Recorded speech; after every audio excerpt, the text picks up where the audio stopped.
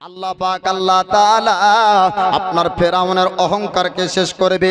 ফেরাউন চিন্তা করেছিল মিশরের মানুষ আমাকে মানে, মিশরের বানি ইসরাইলের ব্যক্তিরা আপনার ফেরাউন যেটা বলতো সেটাই শুনতো, গোলামের কাজ করাতো, আপনার চাকরের কাজ করাতো, চাবুক দিয়ে আঘাত করতো, প্রতিবাদ করার কেউ ছিল না। আপনার মানুষকে অন্যায় ভাবে মারতো, প্রতিবাদ করার আপনার কেউ ছিল না।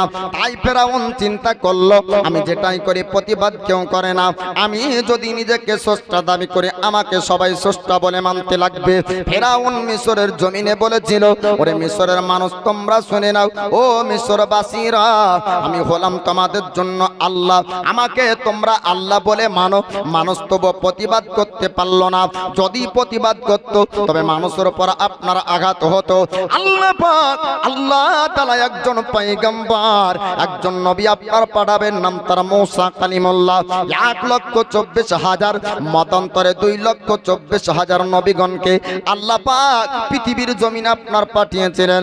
যেই নবীকে যে সমাতে পাঠানোর প্রয়োজন ছিল আল্লাহ পাক ওই নবীকে সেই সমাতে পাঠিয়েছেন। মূসা কালিমুল্লাহকে আল্লাহ পাক আপনার দুনিয়ায় পাঠাবেন। তার পূর্বে আপনার ফেরাউন একটা স্বপ্ন দেখলো, স্বপ্নটা দেখেছিল এমন বাইতুল মুকাদ্দাস থেকে একটা আগুন, জ্বলন্ত আগুন চলে আসছে।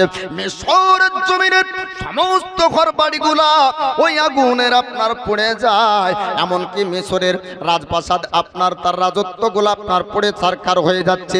ফেরাউন রাত্রি বেলায় ভয়ঙ্কর স্বপ্ন দেখলো, দিনের বেলাতে বা আপনার রাজপ্রাসাদের মন্ত্রীকে ডাক দেয়, রাজপ্রাসাদের সেনাবাহিনীদেরকে ডাক দিল, রাজপ্রাসাদের মানুষদেরকে বলল। ফেরাউন বলল ও আমার রাজপ্রাসাদের মানুষেরা, আমি রাত্রি বেলায় ভয়ঙ্কর একটি স্বপ্ন দেখলাম। কি স্বপ্ন দেখেছেন রাত্রি বেলায়? ফেরাউন বলতে শুন করলো বাইতুল মুকাদ্দাসের দিক থেকে একটা জ্বলন্ত আগুন আসছে মিশরের জমিনে, এবং মিশরের ঘরবাড়িগুলো ওই আগুনে জ্বলে পড়ে ছাই হয়ে যাচ্ছে, এমনকি আমার রাজপ্রাসাদ আমার রাজত্ব পর্যন্ত জ্বলে গেল। এমন একটা আজব স্বপ্ন দেখতে পেলাম। তারা বলল ফেরাউন ওগো রাজা, আপনার স্বপ্নের মানে যদি আপনি জানতে চান, যুগের বড় বড় স্বপ্নের তাবেকারী ব্যক্তিদেরকে আপনাকে ডাকতে হবে, আপনার স্বপ্নের মানে তারা বের করবে। এবার সেই যুগের বড় স্বপ্নের মানেকারী তাদেরকে আপনার ডাক দেওয়া হলো। এবার ফেরাউনের কাছে আসলো, আসার পরে এসে বলল ওগো রাজা ফেরাউন, আপনি একটু বলুন আপনি রাত্রি বেলায় কি স্বপ্ন দেখলেন? ফেরাউন বলল ওরে স্বপ্নের মানেকারী ব্যক্তি, আমি ভয়ঙ্কর স্বপ্ন দেখেছি, আমার স্বপ্ন দেখার পর আর রাত্রি বেলায় ঘুম হয়নি, আমি চিন্তিত হয়ে আছি, এমন স্বপ্ন তো কোনোদিন আজ পর্যন্ত দেখতে পেলাম না।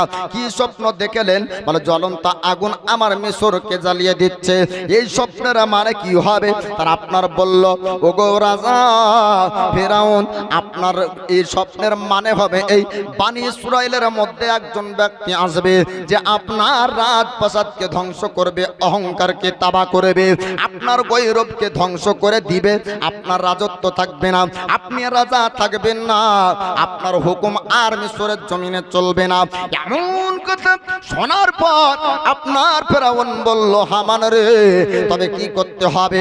বানি ইসরাইলের মানুষদের উপর কি করব? এমন একজন ব্যক্তি যদি চলে আসে আমার অহংকারকে তাবা করবে, তবে পৃথিবীতে এখনো পর্যন্ত যেহেতু আসেনি সেহেতু এখনো অনেক আপনার সময় আছে। হামান জানতো না আল্লাহ পাক আল্লাহ তাআলা পৃথিবীর জমিনে যাকে আপনার জিন্দা রাখবে, জগতের শক্তি তাকে মারতে পারবে না। জোরে বলুন। আল্লাহ যাকে রাখবেন পৃথিবী মারতে পারে বাপ, আর আল্লাহ যাকে মারবে জগৎ রাখতে পারে না। ডক্টরের কাছে আমরা যাই, ভরসা হলো আল্লাহর উপর। আল্লাহ যদি ভালো করে তবে আপনার ভালো হবে, আল্লাহ যদি ভালো না করে আপনার ভালো হবে না। ডক্টর হলো আপনার মাধ্যম, অপারেশন করার পরেও রোগী মারা যায়, আবার বিনা অপারেশনেও মানুষ বেঁচে যায়, এ হয় না? একই রোগ, একজন গরিব ব্যক্তির অপারেশন করার টাকা নাই, কি করবো? আল্লাহ তুমি যা করবা তাই ভালো হবে, থাকো। থেকে যাওয়ার পরে 2 বছর 3 বছর বেঁচে যায়, আর আরেকজন ব্যাঙ্গোলার থেকে মরা লাশ আসে, হয় না? তো আল্লাহ যাকে রাখবে জগৎ মারতে পারবে না, আল্লাহ যাকে মারবে জগৎ রাখতে পারবে না। এবার হামান বলল, ফেরাউন একটা সুযোগ রয়েছে, আপনি যদি শুনেন তবে আপনার ক্ষতি হবে না, রাজপ্রাসাদ তাবাহ হবে না, রাজপ্রাসাদ ধ্বংস হবে না, আপনার অহংকারটাও ধ্বংস হবে না, আপনি রাজা থেকে যাবেন, মিশরবাসী আপনাকে রাজা বলে মানবে, আপনাকে মিশরবাসী আপনার উপর সিজদা করবে, আপনাকে মিশরবাসী যেমনটা ভাবে মানছে তেমনটা ভাবে মানবে। তবে হামান বলল, একটা কথা শুনতে হবে। বলে কি কথা শুনতে হবে? বলে বনি ইসরাইলের যত বাচ্চা জন্মগ্রহণ করবে প্রত্যেকটি বাচ্চাকে মেরে দিতে হবে, এমনকি আপনার প্রত্যেকটি বাচ্চা জন্মের পরে মারতে শুরু করল। এবার ফেরাউন আপনার মিশরের বাজারে একটা এলান করেছিল। রাজা বলল, মিশরের জমিনে যত বনি ইসরাইলের বাচ্চা জন্মগ্রহণ করবে প্রত্যেকটি বাচ্চাকে মেরে দিতে হবে, একটা বাচ্চা আপনার জিন্দা থাকবে না। দাইমা তাদেরকে ব্যবহার করলো, দাইমাদেরকে বলল, তোমরা প্রত্যেকটি বাচ্চার খোঁজ আমাদের সেনাবাহিনী পর্যন্ত দিবে, ফেরাউনি সেনাবাহিনীর কাছে তোমরা খবর পৌঁছিয়ে দিবে, বেতন দিয়ে আপনার দাইমা রেখে দিল। এবার ওই সময় যত বাচ্চা জন্মগ্রহণ করত ওই দাইমা দেখে দেখে দেখে দেখে ফেরাউনি সেনাবাহিনীদের কাছে আপনার খবর নিয়ে চলে যেত। যতটা বাচ্চা আপনার জন্মগ্রহণ করত এই ফেরাউনি সেনাবাহিনীদের কাছে এ দাইমা নিয়ে যে খবরটা আপনার পৌঁছিয়ে দিত। এবার আপনার বাচ্চা জন্মগ্রহণ করে, মাদের অন্তরে ভয় আসলো, মা আপনার চাই না, বাচ্চাকে জন্ম দেওয়ার পরে তার মরা মুখ আপনার দেখতে চাই। দুনিয়াতে 2 বছর 3 বছর আদর ভালোবাসা কিছুই করলো না, তারপরেও দেখবেন যে বাচ্চা যদি মরা বাচ্চা হয় তো ও মায়ের চোখ দিয়ে পানি ঝরে না? ঝরে না বাবা? চোখে দিয়ে পানি ঝরে, কারণ ও মা জানে 10 মাস 10 দিন 9 মাস 9.5 মাস এ গর্ভে বাচ্চাকে রাখার কি যন্ত্রণা। হ্যাঁ, এ ছেলে তো বুঝবে না, তো বিয়ে করেছিল, তো বিয়ে করে নতুন বউ নিয়ে বড় সুখের সংসার, আর বৃদ্ধা মা বৃদ্ধ বাপ কষ্ট করে। যুবক ছেলে যুবক ভাইদেরকে বলবো, তোমার মা যদি একবার তোমার আচরণে করো, তুমি যতই সাজদা দাও অতক্ষণ পর্যন্ত জান্নাতি না, যতক্ষণ না মা ক্ষমা করবে। জোরে বলুন সুবহানাল্লাহ। এ মা চাই না যে তার বাচ্চার জন্ম ভূমিষ্ঠ হওয়ার পরে সে কতল হয়ে যাবে।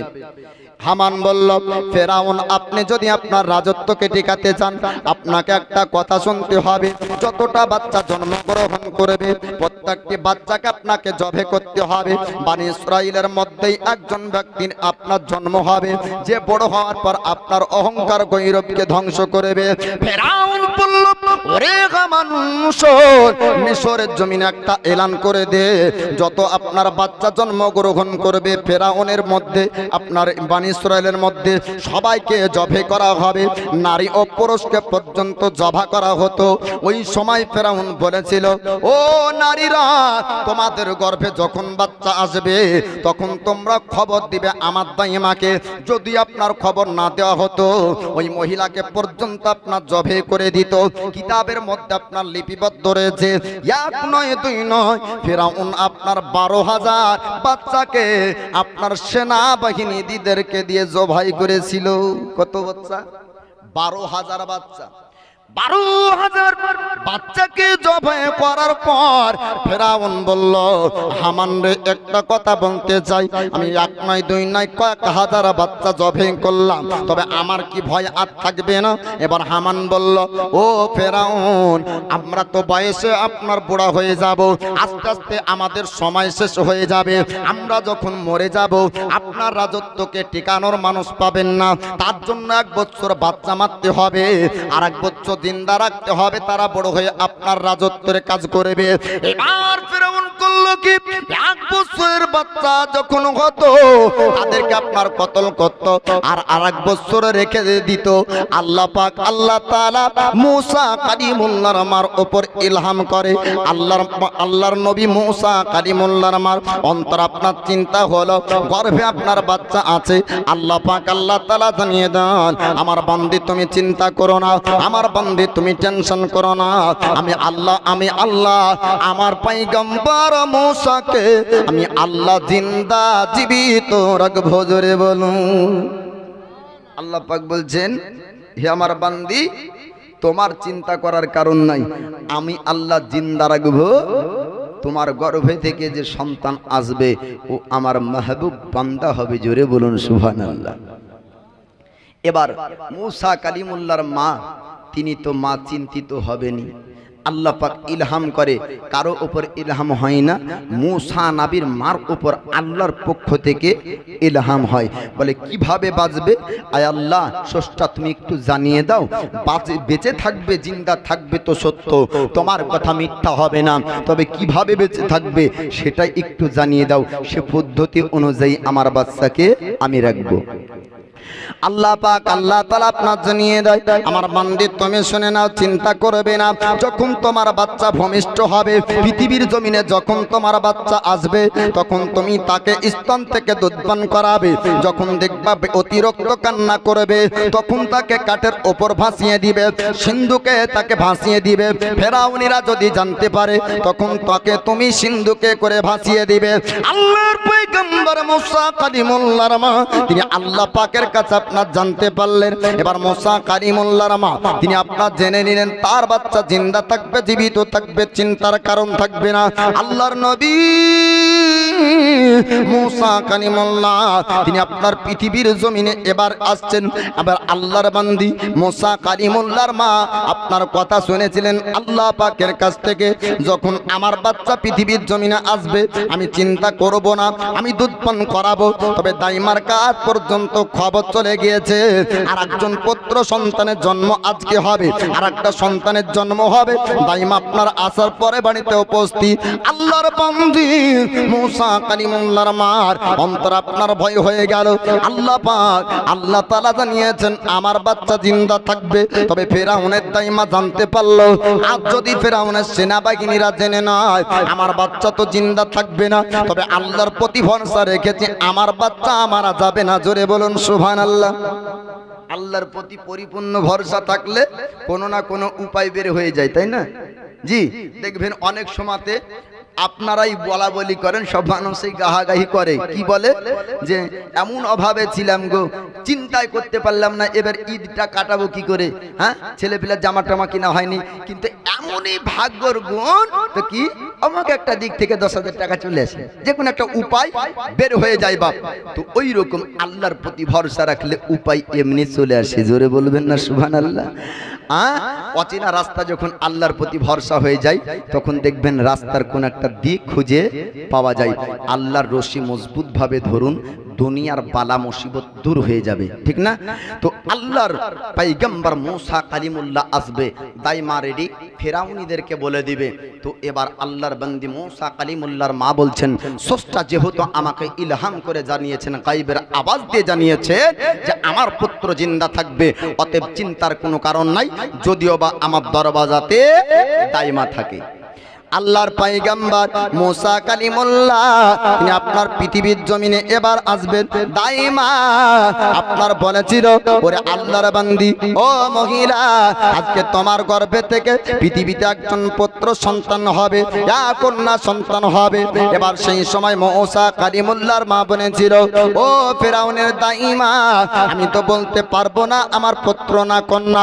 দাইমা বলল, বান্দি রে, ও মহিলা, আজ যদি তোমার পুত্র সন্তান হয়ে যায়, ফেরাউনি পর্যন্ত খবর চলে যাবে।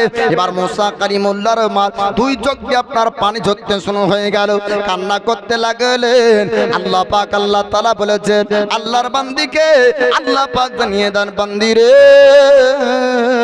চিন্তা করবি না, টেনশন করবি না, আমি আল্লাহ পাক যাকে জিন্দা রাখবো জগৎ মারতে পারবে না, আমি আল্লাহ যাকে হেফাজত করব পৃথিবীর কেউ তার আপনার ক্ষতি করতে পারবে না। আল্লাহর নবী মূসা কালিমুল্লাহ তিনি আপনার পৃথিবীর জমিনে যখন আসলেন, আল্লাহ পাক আল্লাহ তাআলা চোখের মধ্যে এমন একটা নূরের জ্যোতি দিয়েছিলেন। আল্লাহর নবী মূসা কালিমুল্লাহর চোখের দিকে আপনার লক্ষ্য করলেন, সঙ্গে সঙ্গে দাইমা বলল, হে বাচ্চারা মা, ওরে মহিলা, শোনো শোনো শোন, আজ পর্যন্ত আমি খবর 1000 বাচ্চা দিয়েছি ফেরাউনি পর্যন্ত, কিন্তু না না, এমন সুন্দর বাচ্চা আমি আজ পর্যন্ত দেখতে পাইনি, চার চোখ থেকে একটা আলোর জ্যোতি বের হয়ে আসে। এমন সুন্দর আমি বালক, এমন সুন্দর বাচ্চাকে ও ফেরাউনের হাত পর্যন্ত দিব না। জোরে বলুন সুবহানাল্লাহ। কিতাবের মধ্যে বলা হয়েছে আল্লাহর পয়গম্বর মুসা কালিমুল্লাহকে একবার যিনি আপনার দেখতেন, সঙ্গে সঙ্গে মুসা কালিমুল্লাহর আপনার মহব্বত করতে লাগতেন, মুসা কালিমুল্লাহর প্রতি আপনার ভালোবাসা চলে আসতো। আল্লাহর পয়গম্বর মুসা কালিমুল্লাহকে দেখার পর দাইমা বলল, ও বাচ্চার মা রে, চিন্তা করিস না, টেনশন করিস না, এই খবর ফেরাউনি পর্যন্ত আমি দিব না। আমি অনেক বাচ্চাকে খবর দিয়ে দিয়ে আমি কতল করিয়েছি। আল্লাহর পয়গম্বর মুসা কালিমুল্লাহ তিনি আপনার দুধ পান করতে শুরু করলেন। এবার মুসা কালিমুল্লাহ তিনি দুধ পান করতে করতে এক নয় দুই নয় আপনার তিন মাস অতিবাহিত হয়ে গেল। 3 মাস পরে আপনার কান্নার আওয়াজ ভেসে আসে। 3 মাস পরে ফেরাউনিরা জানতে পারলো যে একজন বাচ্চা বনি ইসরাইলের মধ্যে এখনো পর্যন্ত জীবিত আছে, জিন্দা আছে। ফেরাউনের সেনাবাহিনী তারা খবর পেয়ে আপনার চলতে শুরু করলো মুসা কালিমুল্লাহর বাড়ির দিকে। আল্লাহর পয়গম্বর মুসা কালিমুল্লাহ 3 মাসের আপনার বাচ্চা পয়গম্বর নবী। এবার ফেরাউনের সেনাবাহিনীদেরকে আসার খবর শুনে তিনার বোন আপনার বলেছিলেন, ওগো মা জননী, আপনার পুত্র মুসা কালিমুল্লাহকে মুসাকে আর বাঁচানো সম্ভব হবে না। ফেরাউনের সেনাবাহিনীরা জানতে পেরেছে, ফেরাউনিরা যদি বুঝে নাই তবে আপনার বাচ্চাকে তো কতল করবে, জবাই করে দিবে। সঙ্গে সঙ্গে শোনার পর মুসা কালিমুল্লাহকে 3 মাসের বাচ্চা বাবা সঙ্গে সঙ্গে জ্বলন্ত আগুনের নিচে আপনার ফেলে দিল। জ্বলন্ত আগুনের নিচে আপনার ফেলে দেওয়ার পরে এবার চিন্তা চলে আসলো, চিন্তা করতে লাগলো হয়তো ফেরাউনিরা আমার বাচ্চাকে আপনার জবাই করে দিবে। এত বড় আপনার কষ্ট নিজে আপনার সহ্য করতে পারলো না। সঙ্গে সঙ্গে জ্ঞান হারিয়ে আপনার বেহুশ হয়ে যায়। আপনার বেহুশ হয়ে গেল। ফেরাউনের সেনাবাহিনীরা ঘরের মধ্যে প্রবেশ করলো। ডান দিকে বাম দিক আপনার চতুর্দিক লক্ষ্য করলো, কিন্তু আপনার দেখতে তারা পেল না। আল্লাহ পাক আল্লাহ তাআলা মুসা কালিমুল্লাহকে খোদা লুকিয়ে দিয়েছেন। জোরে বলুন সুবহানাল্লাহ। আল্লাহ তাআলা আপনার ছুপিয়ে নিলেন, লুকিয়ে নিলেন মুসা কালিমুল্লাহকে। ও ফেরাউনি সেনাবাহিনীরা কোনো জায়গায় দেখতে পেল না। তারা সবাই বাড়ি থেকে বের হয়ে চলে গেল। মুসা কালিমুল্লাহর মার এবার আপনার জ্ঞান আসলো। মুসা কালিমুল্লাহর মার আপনার চোখ খুললো, তার বেটিকে জিজ্ঞাসা করে, বেটি রে, আমার পুত্র মুসা কোথায়? এবার বললেন যে কে, ও মা জননী, আপনার কি মনে পড়ে না? আপনি একটু মনে করে দেখুন, আপনার বেটা মুসাকে আপনি ফেরাউনের ভয়ে আপনি জ্বলন্ত আগুনের উপর ফেলেছেন। আপনার বাচ্চা হয়তো জ্বলে গিয়েছে, আপনার বাচ্চা পুড়ে গিয়েছে, এতক্ষণ হয়তো জ্বলন্ত আগুনে মারা যাবে। আল্লাহর নবী মুসা কালিমুল্লাহর মা তিনি জ্বলন্ত আগুনকে আপনার দেখতে থাকলেন, কিন্তু না না, জ্বলন্ত আগুনে আপনার আমার মতন ব্যক্তিকে পোড়াতে পারবে, কিন্তু আল্লাহর পয়গম্বর নবীগণ পুড়বে না। জোরে বলুন সুবহানাল্লাহ। লক্ষ্য করে দেখা গেল জ্বলন্ত আগুন আপনার ফুল বাগিচায় পরিণত হয়। 3 মাসের বাচ্চা মুসা কালিমুল্লাহর জন্য আগুনের শক্তি পাওয়ার আপনার হার মানলো। জোরে বলুন আল্লাহ পাক আল্লাহ তাআলা আপনার নমরুদের আগুনে একজন পয়গম্বর ইব্রাহিম খলিলুল্লাহকে আল্লাহ পাক ফুল বাগিচা আপনার আগুনের মধ্যে বানিয়েছিলেন। ইব্রাহিম খলিলুল্লাহকে আগুন জ্বালাতে পারেনি, ঠিক না? জ্বালাতে পেরেছে? জ্বালাতে পারেনি। তো এইদিকে মুসা কালিমুল্লাহ 3 মাসের বাচ্চা জ্বলন্ত আগুনের উপর জ্বলে না। মুসা কালিমুল্লাহ আরাম করে বসে আছেন।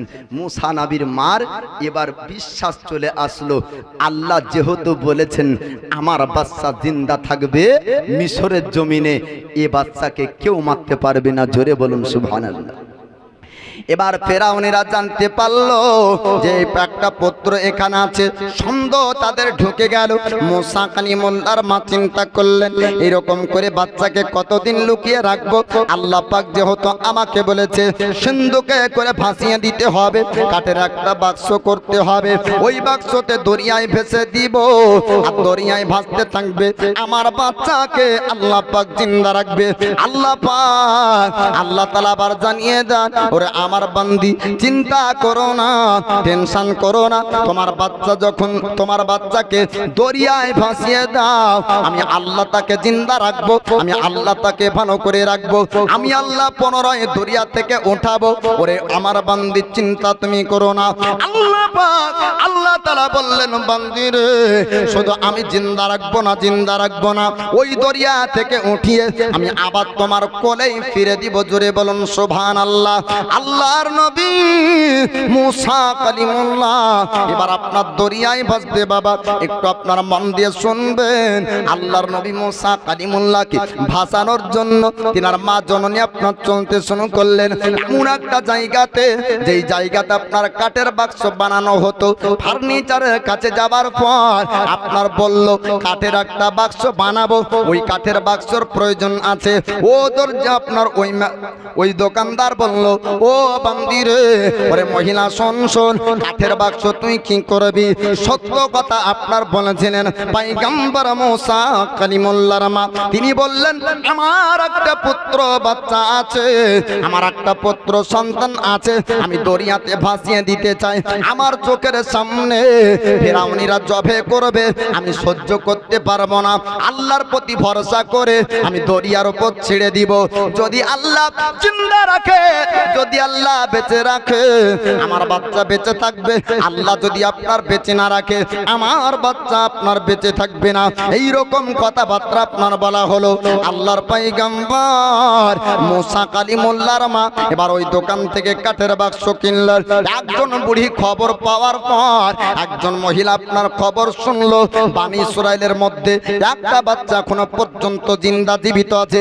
মিশরের জমিনে এত বাচ্চা জবাই হলো, তারপরেও একজন জিন্দা থাকে। এই খবরটা যদি আমি মিশরের রাজা পর্যন্ত পৌঁছে দিতে পারি, তবে বড় ইনাম পুরস্কার হয়তো আমি পেয়ে যাব। এই পুরস্কার নেবার জন্য ওই মহিলাটা আপনার চলে গেল খবর দেওয়ার জন্য। দরওয়াজাতে প্রবেশ করতে না করতে আল্লাহ পাক আল্লাহ তাআলা তার জবানে তালা মেরে দেয়। জোরে বলুন, জবানে তালা লেগে গেল। হ্যাঁ, বোবার মতন কথা বলতে পারে না। ও মহিলা চিন্তা করেছিল এই খবর যদি ফেরাউনি পর্যন্ত দিতে পারা যায় তাহলে কি হবে, ইনাম পুরস্কার পাওয়া যাবে। এতগুলা বাচ্চাকে মেরে দেওয়ার পরে একটা বাচ্চা জিন্দা জীবিত আছে, এ খবর পাইনি, এ খবরটা যদি দিয়ে দিই আমি বড় পুরস্কৃত, আমাকে বড় পুরস্কার দেওয়া হবে, আমাকে পুরস্কৃত করা হবে। যাই যেমনই রাজপ্রাসাদের দরবাজার কাছে যাওয়া, আল্লাহ পাক বলছেন তুই পুরস্কার নিবি? হ্যাঁ, তোর জবান আমি তালা মারবো। লেধিনি কি করে নিবি? কথা যাই বলতে আর পারে না, বোবা। এবার ইশারা করতে যায় তো ভুল ইশারা হয়। ইশারা করতে গেলে কি হয়? ভুল ইশারা হয়ে যায়। জি বাপ, বোবারা যখন কথা বলে দেখবেন ইশারা করে তো আমরা বুঝতে পারি নাকি এই করলে খাবে, তাই না? তো ও ইশারা করে এক, হয়ে যায় আরেক, মানে ভুলভাল ইশারা হয়ে যায়। এবার ফেরাউনিরা জানতে পারার পরে এ তো পাগলি এসেছে, মারোকে ভাগা। মারার পরে তাকে তাড়িয়ে দিল। বাইরে যেমনই বের হয়ে আসলো আবার জবান খুলে যায়। আবার বললো এবার হয়তো বলতে পারবো, যাই ভিতরে। ভিতরে যাওয়ার পর আবার জবানে তালা লেগে গেল। আবার বাইরে আসে, কয়েকবার এরকম করলো। শেষবারের মতন বলে, স্রষ্টা ওগো রব, ওগো প্রতিপালক আল্লাহ, আমি বুঝে নিয়েছি তুমি তোমার এ বাচ্চাকে, তুমি এই বাচ্চাকে জিন্দা রাখতে চাও, জীবিত রাখতে চাও, তাই এ খবর দিতে দিবে না। তার জন্য আমার তালা বন্ধ করে দিচ্ছ, জবান বন্ধ করে দিচ্ছ।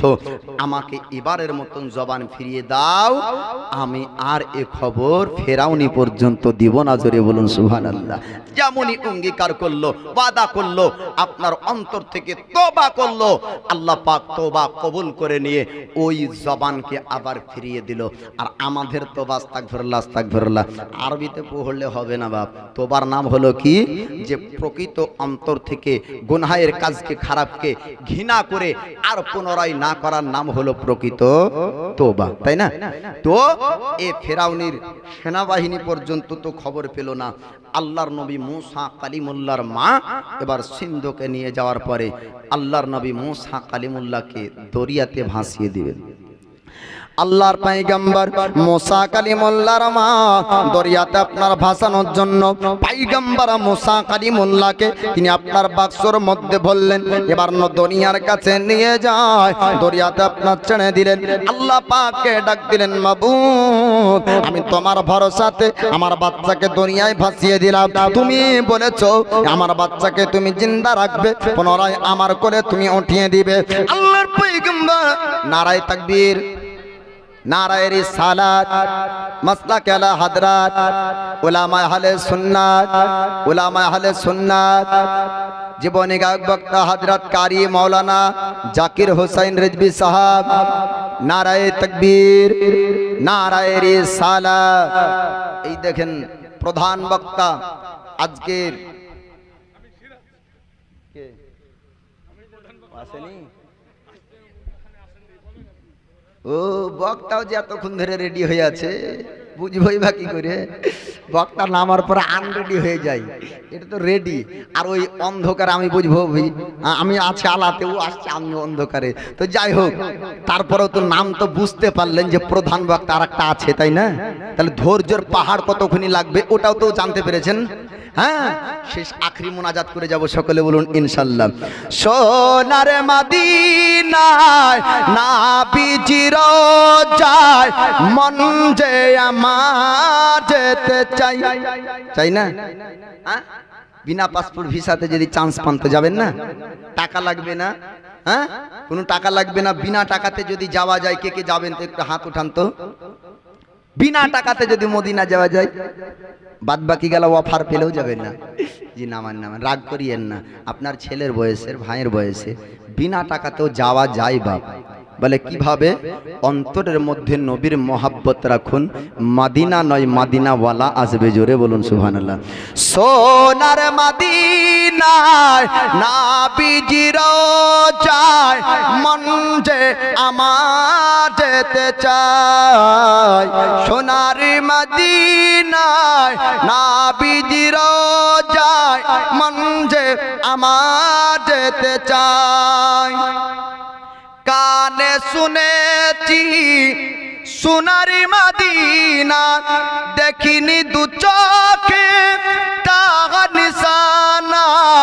মাদদ করো ও গো দয়াময়, যেতে পারি জানো নবীজির যায়। সোনার মদিনায় নবীজির যায়, মন যে আমার যেতে চায়। এ ফেরাউনের সেনাবাহিনীদের কাছ থেকে বাঁচানোর জন্য আল্লাহর পয়গম্বর মুসা কালিমুল্লাহকে সিন্ধুকে করে এবার দরিয়ায় ভাসিয়ে দিলেন।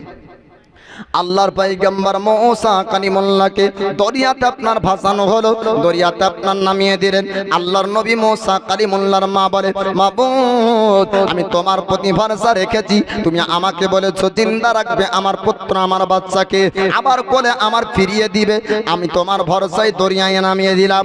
দরিয়াতে আল্লাহর পয়গম্বর মুসা কালিমুল্লাহ নেমে যায়। আল্লাহ পাক আল্লাহ তাআলা ফেরেশতা পাঠিয়ে দেয়, ও আমার মালায়েকা ওই দেখো আমার পয়গম্বর আমার রাসূল দরিয়ার উপর ভাসে। যাও দরিয়ায় সিন্ধুকটাকে, দরিয়ায় বাক্সটাকে তোমরা একটু নিয়ে বাড়াও, নৌকার মতন, আপনার নৌকার মতন চতুর্দিকে আপনার নিয়ে যেতে যেতে যেতে যেতে আল্লাহ পাকের ইশারা ফেরাউনিরা, তার সেনাবাহিনীরা, তার আপনার রাজপ্রাসাদের বন্দীরা এবং তার বেটি এবং আল্লাহর নেককারী আপনার বন্দী, আল্লাহর প্যারি বন্দী নাম তার হযরত আসিয়া।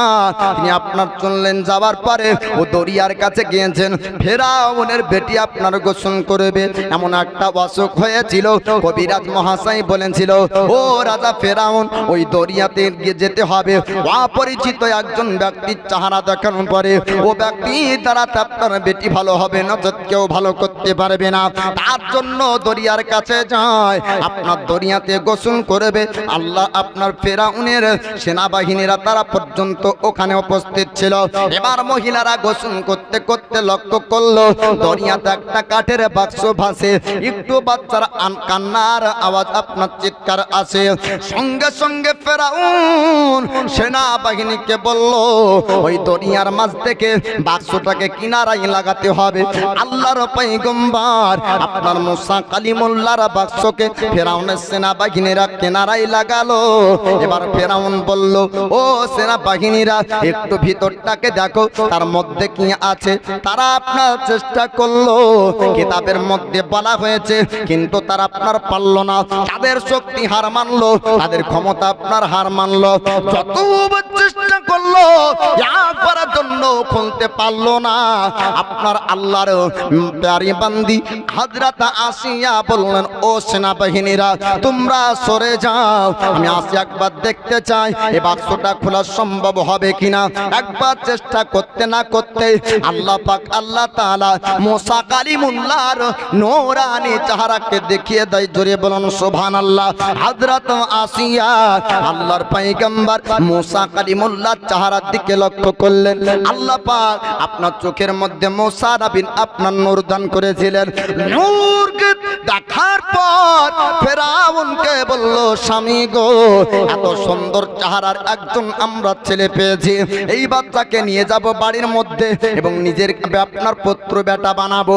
ফেরাউনের সামনে হামান নামক পাপী বলেছিল, ও রাজা ফেরাউন, আপনি কি এই বাচ্চার পরিচয় সম্পর্কে জানেন?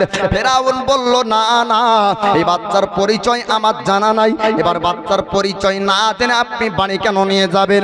এমনটাও তো হতে পারে কোন বানি ইসরাইলের গর্তে এসেছে, বানি ইসরাইলের কোন বাচ্চা হবে, হয়তো আপনার ভয়ে দরিয়ায় ভাসিয়ে দিয়েছিল, এই বাচ্চাকে কতল করে ফেলবেন।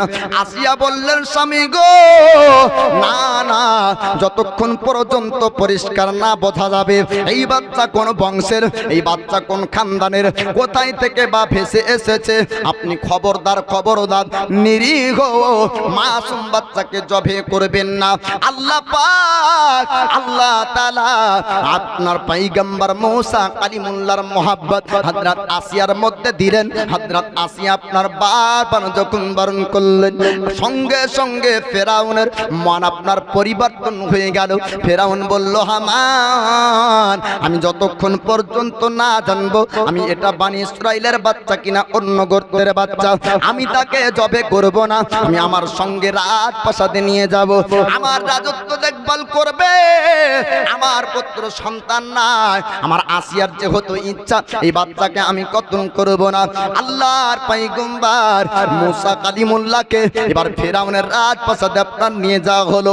ফেরাউনের রাজপ্রাসাদে যাওয়ার পর ফেরাউন এলান করলো, ও মিশরবাসীরা, তোমরা একটা এলান শুনে নাও, আমার ঘরে একটা বাচ্চা এসেছে, যে মহিলা দুধ পান করাবে আমি ফেরাউন তাকে বেতন দিয়ে চাকরি দিব, আমার বাড়িতে সে চাকরি করবে, মাসিক তাকে বেতন দেওয়া হবে, তাকে বড় বড় পুরস্কৃত করা হবে। এবার গোটা মিশরবাসীরা তারা আপনার জানতে পারলো যে মহিলা আপনার ফেরাউনের ঘরের বাচ্চাকে দুধ পান করাবে, ওকে বড় বড় ইনাম আপনার পুরস্কার দেওয়া হবে। রাজার ঘরে আপনার চাকরি করতে কে বাঁচাইবে না? আপনার এলাকার কোন মানুষকে যদি বলা হয় যে প্রধানমন্ত্রী নরেন্দ্র মোদীর বাড়িতে চাকরি পাবে, তো যাবে কিনা? যার ধর্ম দেখবে না তখন বলে, আগে চল, মাল্লু টাকা তো বেশি পাওয়া যাবে, হ্যাঁ, সবাই যেতে চাইবে। ফেরাউন আপনার মিশরবাসীকে বলল, ও মিশরবাসীরা, তোমরা শোনো শোনো, আমার ঘরের বাচ্চাকে যদি দুধ পান করাও তবে তোমাদেরকে বেতন দেওয়া হবে, তোমাদেরকে অনেক টাকা দেওয়া হবে, পয়সা দেওয়া হবে। সঙ্গে সঙ্গে মহিলারা ফেরাউনের বাড়িতে ভিড় করলো, কিন্তু আল্লাহ পাক আল্লাহ তাআলা কোন মহিলার স্তন থেকে পয়গম্বর মুসা কালিমুল্লাহ দুধ পান করাবেন না। জোরে বলুন সুবহানাল্লাহ। যত মহিলা আপনার তারা লাইন দিয়েছিল আল্লাহর পয়গম্বর মুসা কালিমুল্লাহ প্রত্যেকের কাছ থেকে নিজের মুখকে আপনার ফিরিয়ে নেয়। জি, যত মহিলারা লাইনে ভিড় করেছিল আল্লাহর নবী মুসা কালিমুল্লাহ কারো স্তন থেকে দুধ পান করতে চাইনি। আল্লাহর ওয়াদা আল্লাহ পাক রাখবেন, তাই না? আল্লাহর পয়গম্বর মুসা কালিমুল্লাহ আপনার দুধ পান করার জন্য এবার মহিলারা আসলো। আল্লাহর পয়গম্বর মুসা কালিমুল্লাহ দুধ পান করতে যায় না।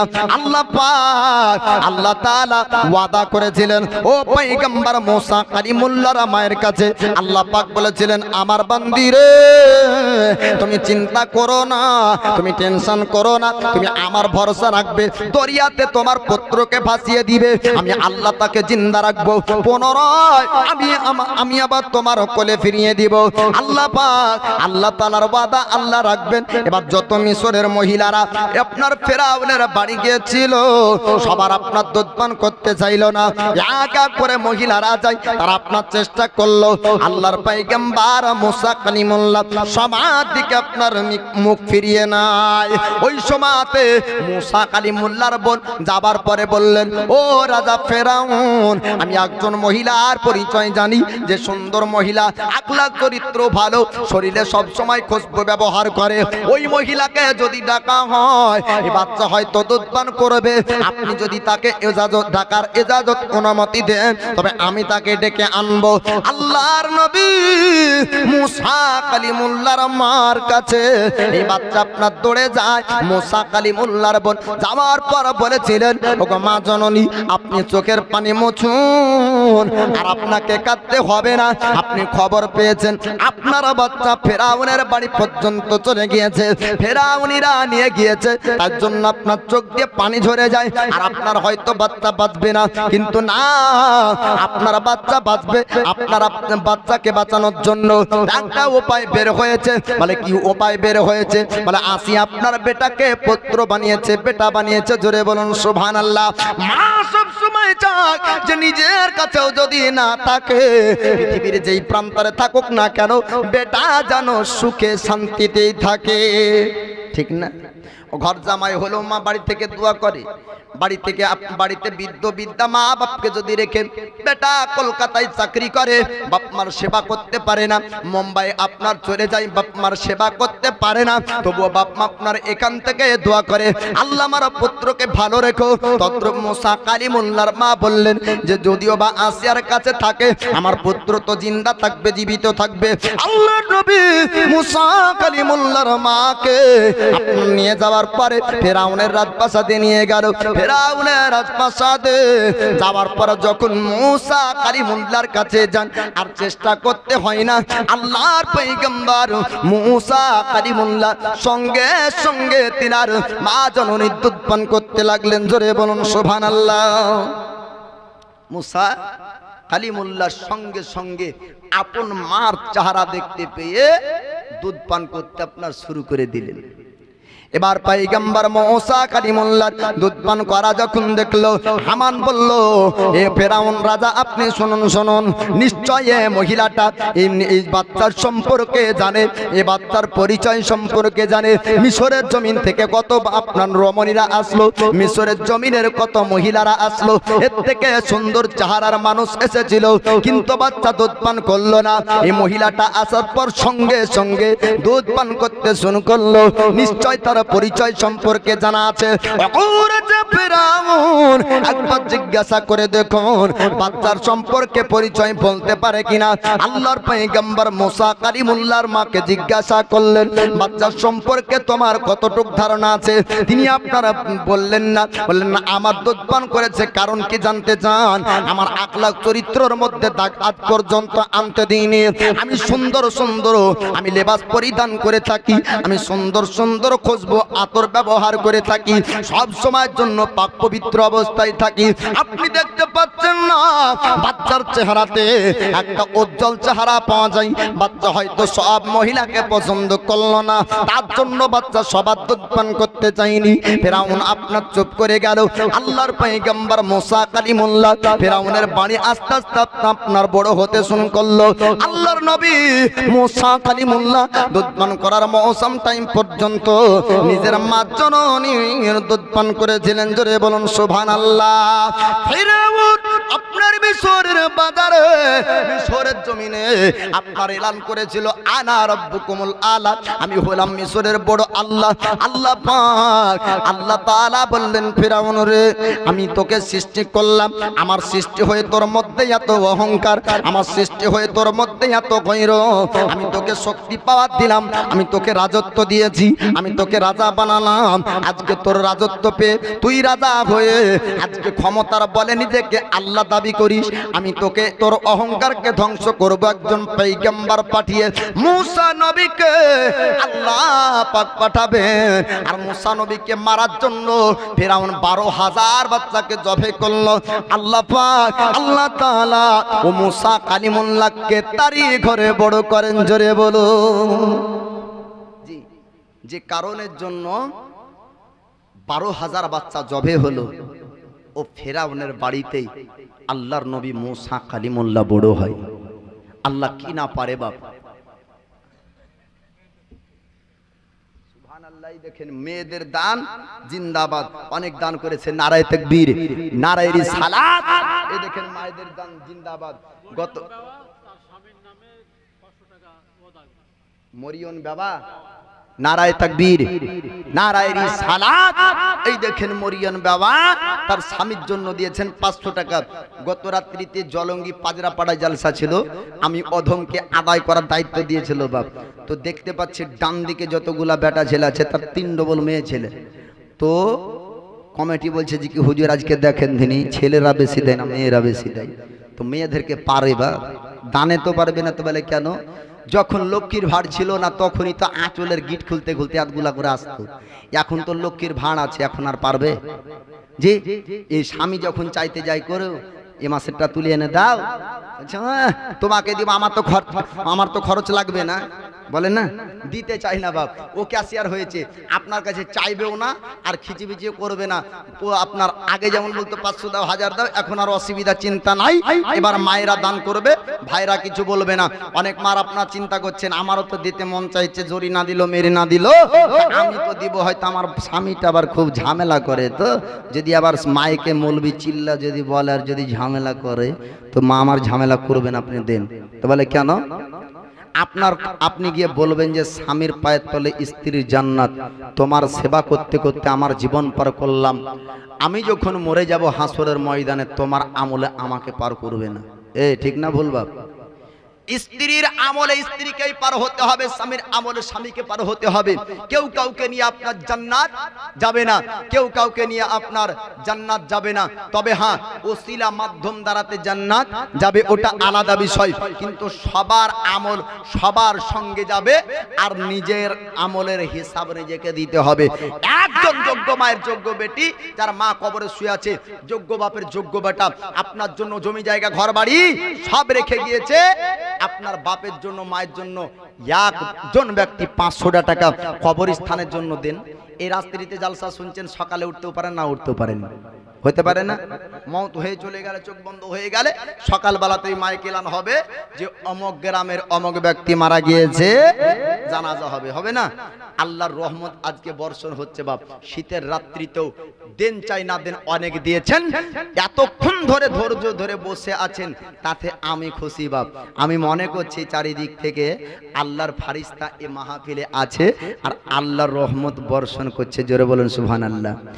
এ ফুল বাগানে ফুল ফুটেছে, কে কে দেখবি আয় ছোটে, একবার জোরে বলবেন না সুবহানাল্লাহ। আর হুদা গ্রামে দেখো, এটা তো হুদা গ্রাম নাকি? গ্রামের নাম ঠিক আছে?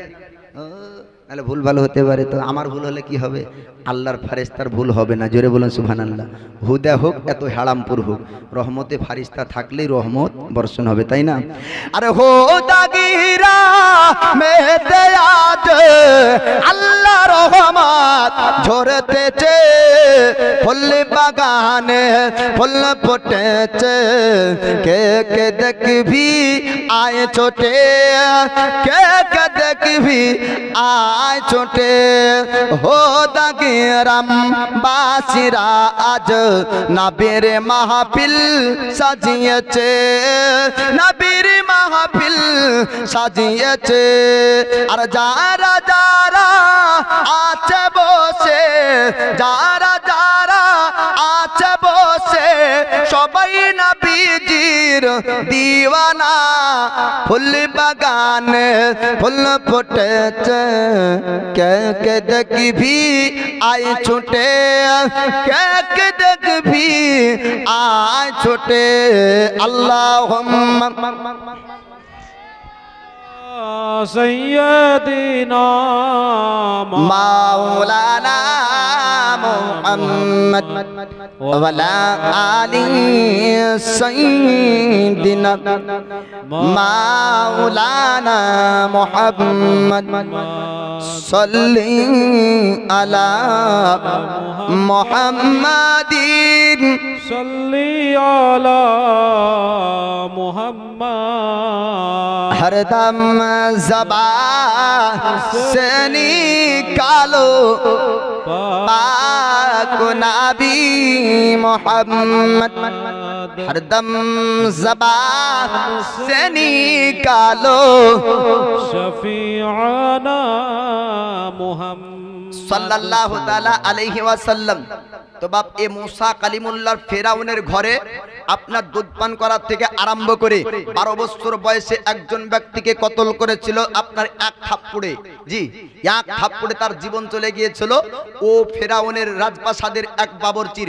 তারপর থেকে অনেক ঘটনা আছে, নীল নদীর ঘটনা, আপনার নীল নদীর ঘটনা, অনেক লম্বা চওড়া ঘটনা। আপনাদের বসে থাকা মানুষদের জন্য একটি কথা বলবো, আল্লাহর পরীক্ষা কোন মুহূর্তে কোন সময়তে কার দ্বারাতে কিভাবে হয় এটা কারো জানা থাকে না। এটা ঠিক বললাম না ভুল বললাম? এ বানি ইসরাইলের মধ্যে 3 জন ব্যক্তি ছিল বাপ। যদি সময় থাকে ঘটনাটা বলবো। আপনার যেখানে ঘটনা মুসা কালিমুল্লাহকে রাখলেন এখানে অবশ্যই শোনাবো। তবে আজ এই যে চাইছি বারবার, আপনারা বসে আছেন তো মনে করবেন যে মৌলবীদের এইগুলা মাইক স্টেজে বলে বলে অভ্যাস তাই বলছে, কিন্তু আল্লাহর পরীক্ষা আপনার উপরে খালি না, মৌলবীর উপরেও হবে। আল্লাহর পরীক্ষা আল্লাহর হার প্রত্যেকটি বান্দা বান্দির উপর কোনো কোনো মুহূর্তে আসবেই। সমস্ত দিক দিয়ে পরীক্ষা হবে, তবে আমরা অধম বুঝতে পারি না। এই বানি ইসরাইলের মধ্যে 3 জন এমন ব্যক্তি ছিল, একজন ফুল পড়া, একজন আপনার 2 চোখ কানা, একজন 2 পা আপনার ন্যাংড়া, আপনার পা ন্যাংড়া, হাঁটতে পারতো না। এমন 3 অসহায় ব্যক্তিকে বানি ইসরাইলের মানুষরাও ঘৃণা করত, মিশরের মানুষরা ঘৃণা করত। তারা বলল, স্রষ্টা ওগো প্রতিপালক রব, আমাকে তুমি সৃষ্টি করে দুনিয়াতে পাঠিয়েছো, তোমার সৃষ্টির মধ্যে মানব জাতিরা আমাদেরকে এত ঘৃণা কেন করে? কোনো পাগল দেখলে ঘৃণা করবেন না বাপ। জি, বড় লোক বাড়ি দেখে বলবেন না যে আল্লাহ তাকেই ভালোবাসে। একজন গরিবকে দেখে, কানাকে দেখে, অন্ধকে দেখে আল্লাহর শুকরিয়া করুন, আল্লাহ তুমি এটা তোমারই বান্দা পাঠিয়েছো, তার মতন না বানিয়ে আমাকে সুস্থ শরীর দিয়েছো, তোমার লাখ শুকরিয়া। জোরে বলুন সুবহানাল্লাহ। এবার বানি ইসরাইলের 3 জন ব্যক্তির কথা আপনাদেরকে বলবো বাবা। তারা বলল, আল্লাহ আমাকেও সৃষ্টি করেছো, পৃথিবীর জমিনে পাঠিয়েছো, আমাকে মানবের মধ্যে বানিয়েছো, আমিও তোমার বান্দা একজন হয়েছি। আমার 2 চোখ নাই বলে আমাকে মানুষ ঘৃণা করে। আল্লাহ পাক আল্লাহ তাআলার পরীক্ষা আবার একটু শুনবেন বাবা। আল্লাহর পরীক্ষা আপনার কেমন হবে? ফুল পড়া বলল, মাবুদ আমাকে পৃথিবীর জমিনে পাঠিয়েছো, মানব করে আমাকে মানুষ করে দিয়েছো, আমাকে মানুষ করে পাঠালে তোমার বান্দা আমাকে ঘৃণা করে। মানুষ আমাদেরকে প্রাধান্য দেয় না, মানুষ আমাদেরকে সমাজে জায়গা দেয় না, মানুষ আমাদেরকে দেখার পরে ঘৃণা করে। 3 জন ব্যক্তি যাওয়ার পর একটা জায়গায় বসে গেল, আল্লাহ পাককে ডাকে, মাবুদ যে সমাজে জায়গা নাই, যে সমাজে আমাদেরকে ঘৃণা করবে, ওই সমাজে থাকতে চাই না। পৃথিবীর যেই জায়গায় তুই চোখ যাবে চলে যাব। আল্লাহ পাক আল্লাহ তাআলা রহমতি ফেরেশতা পাঠিয়ে দেয়, মানবের রূপ ধারণ করে আল্লাহর ফেরেশতা আপনার আসলো।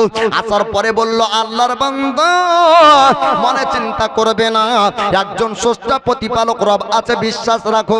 জোরে বলবেন না সুবহানাল্লাহ। আল্লাহর ফেরেশতা মানুষের রূপ ধারণ করেছে, তারা তো চিন্তা করছে এটা মানুষ, কিন্তু বাস্তবে মানুষ না। মানুষ কি ফেরেশতা তো টিপে দেখবে না বাপ, কথা বলছে, কথাবার্তা চলছে, কে কখন কার রূপ ধারণ করে কেউ জানেন না। আল্লাহ পাক আল্লাহ তাআলার ফেরেশতা সার পরে বলল, আল্লাহর বান্দা চিন্তা করো না, টেনশন করো না। আল্লাহ পাক পৃথিবীর জমিনে তোমাকে পাঠিয়েছে, তোমাদেরকে অন্ধ বানিয়েছে, কাউকে কানা বানিয়েছে, কাউকে ফোনপড়া বানিয়েছে, কাউকে ন্যাংড়া বানিয়েছে। নিশ্চয় আল্লাহ পাক কোনো না কোনো ভালো বুঝেছে। পৃথিবীর জমিনে যে ব্যক্তি আপনার দুই চোখ পেল না, দুই চোখ দ্বারা আপনার দেখতে পাই না, কাল কিয়ামতের দিন যতদিন দুনিয়ার বুকে আপনার বেঁচে থাকবে, জগতের নানা রকম জিনিস দেখার গুনাহগুলা তার জীবনে হবে না। জোরে বলুন। আল্লাহ পাক যাকে হাত দান করেনি, ওই ব্যক্তি হাতের আপনার গোনা হবে না। জয় আপনার যে ব্যক্তি সম্পূর্ণ অঙ্গ প্রত্যঙ্গ গুলো আপনার পেয়েছে, কিয়ামতের দিন সমস্ত জান্নাত জান্নাত অঙ্গ প্রত্যঙ্গের হিসাব দিতে হবে। তিনজন ব্যক্তিকে আল্লাহর ফেরেশতা সান্ত্বনা দেয়, আল্লাহর বান্দা তোমরা চিন্তা টেনশন করবে না, ভয় করো না, আল্লাহ পাক নিশ্চয় তোমাদের সঙ্গে আছে। তিনজন ব্যক্তি বলল, আপনি তো অপরিচিত ব্যক্তি, আপনাকে আমরা চিনি না। বলে, আমরা আল্লাহর পছন্দের একজন ব্যক্তি। এবার সঙ্গে সঙ্গে তিনজন ব্যক্তি বলল, ব্যক্তি যদিও বা কারো দ্বারে যায়, আমাদেরকে কেউ ভিক্ষা পর্যন্ত দেয় না, বাড়ির দরজা থেকে তাড়িয়ে দেয়, বাড়ির কাছ থেকে আমাদেরকে তাড়িয়ে দেয়। বলে, আমরা একটু দুনিয়ায় থাকার জন্য অর্থ সম্পদ চাই। আল্লাহর ফেরেশতা বলল, আল্লাহর বান্দা দুনিয়ার যদি অর্থ পেয়ে যাও, তবে আল্লাহর শুকরিয়া কি তোমার মধ্যে থাকবে? তারা বলল যে হ্যাঁ হ্যাঁ, দুনিয়ার সম্পদ যদি আমরা পেয়ে যাই, আমাদের মধ্যে থাকবে আল্লাহর প্রশংসা, আমাদের অন্তরে থাকবে আল্লাহর শুকরিয়া আমরা করব। আল্লাহ পাকের ফেরেশতা বললেন, সঙ্গে সঙ্গে আল্লাহর কাছে দোয়া করলেন। ফুল পোড়া ব্যক্তিকে বলল, কি তুমি পেতে চাও বলো? বলে, দুনিয়ার অর্থ যাই পাবো তাই দিয়ে আমরা রুজি সঞ্চয় করব। আল্লাহর ফেরেশতা রহমতি হাত দ্বারাতে আপনার দোয়া আল্লাহর কাছে করলেন। আল্লাহ পাক আল্লাহ তাআলা একটা আপনার উট দান করলেন। ওই আপনার ফুলপাড়া রোগীকে কি দান করলেন? উট দান করলেন। আর রহমতি ফেরেশতা বললেন, এ উট থেকে তোমার উট হবে, এ উট থেকে তোমার ঘরে উট বাড়বে, তুমি দুনিয়ার রুজি সঞ্চয় করতে পারবে উট থেকে। আর রহমতি ফেরেশতার হাত ধরাতে ও অসুস্থ ব্যক্তির শরীরে হাত বুলিয়ে দেয়, সঙ্গে সঙ্গে রোগ ভালো হয়ে গেল, সুস্থ মানুষ হয়ে যায়। জোরে বলুন সুবহানাল্লাহ। আবার আরেকজন ব্যক্তি আপনার ন্যাংড়া বলল, ওগো অপরিচিত ব্যক্তি, আল্লাহর কাছে দোয়া করে দেন। আল্লাহ পাকের কাছে রহমতে ফেরেশতা হাত করলেন, তোলার পরে বলে, মাবুদ গো, তোমার বান্দা তোমার কাছ থেকে কিছু পেতে চাই, দুনিয়ার কোনো রুজি সঞ্চয় করার রাস্তা বানিয়ে দাও। আল্লাহ পাক আল্লাহ তাআলা রহমতের একটা আপনার গরু দান করলেন। গরুটা সঙ্গে সঙ্গে দিয়া দেওয়ার পর আল্লাহর ফেরেশতা আপনার বলেছিলেন, আল্লাহর বান্দারে আজ চিন্তা করবে না, গরু থেকে তোমার বাড়িতে গরুর বরকত হবে। রহমতের হাত আপনার ভরিয়ে দিল, দুই পায়ের ন্যাংড়া আপনার ভালো হয়ে যায়। আল্লাহর ফেরেশতা আবার কানাকে বলল, তুমি কি পেতে চাও? বলে, আমিও রুজি সঞ্চয় করার কোন একটা মাধ্যম নিতে চাই। আল্লাহ পাকের ফেরেশতা আল্লাহর কাছে দোয়া করলেন। আল্লাহ পাক আল্লাহ তাআলা একটা বকরি আপনার ছাগল দান করলেন। বকরিটা আপনার দেওয়ার পরে আল্লাহর ফেরেশতা আপনার হাত ভরিয়ে দেয়, দুই চোখের আপনার জ্যোতি পাওয়ার আপনার ফিরে আসলো। জোরে বলুন সুবহানাল্লাহ। অনেক দিন কেটে যায়, আস্তে আস্তে ঘরে তাদের বরকত হতে শুরু হলো। উটওয়ালার আপনার অর্থ সম্পদ বেড়ে গেল, গরুওয়ালাকে আপনার অর্থ সম্পদ আল্লাহ পাক দিলেন। খোদার পরীক্ষা আপনারা শুনতে থাকবেন বাবা। এত আপনার ঘরে বরকত হতে লাগলো, বরকত হতে হতে তার একজন ধনীতে পরিণত হলো। বনি ইসরাইলের অসহায় তিনজন ব্যক্তি যখন আপনার ধনী হয়ে গেল, আল্লাহ পাক আল্লাহ তাআলা এবার পরীক্ষা করার জন্য ও রহমতের ফেরেশতাকে আবার পৃথিবীর জমিনে আপনার পাঠিয়ে দেয়। মানব রূপ ধারণ করে ওই ব্যক্তি আবার পুনরায় আসলো। অন্য রূপ ধারণ করে ফুলপড়ার কাছে যায়। ফুলপড়াকে বলল, আল্লাহর বান্দা, আমি একজন ফুলপড়া ব্যক্তি, আমি তোমার কাছে এসেছি, একটু তুমি সাহায্যের হাত বাড়িয়ে দাও। এবার ফুলপড়া বলল, আমার দরবারে আমার কাছে সাহায্যের মতন কিছু নাই, তুমি চলে যাও। এবার রূপ পরিবর্তন করে আল্লাহর ফেরেশতা বলল, ওরে আল্লাহর বান্দা, দেখ দেখ পূর্বের কথা মনে করে আমাকে তুই চিনতে পারিস কিনা একটু ভালো করে দেখ। একদিন তুইও ফুলপড়া ছিলি। বলে সে ব্যক্তি বলল, বহু পূর্বের কথা কেমন করে মনে পড়লো?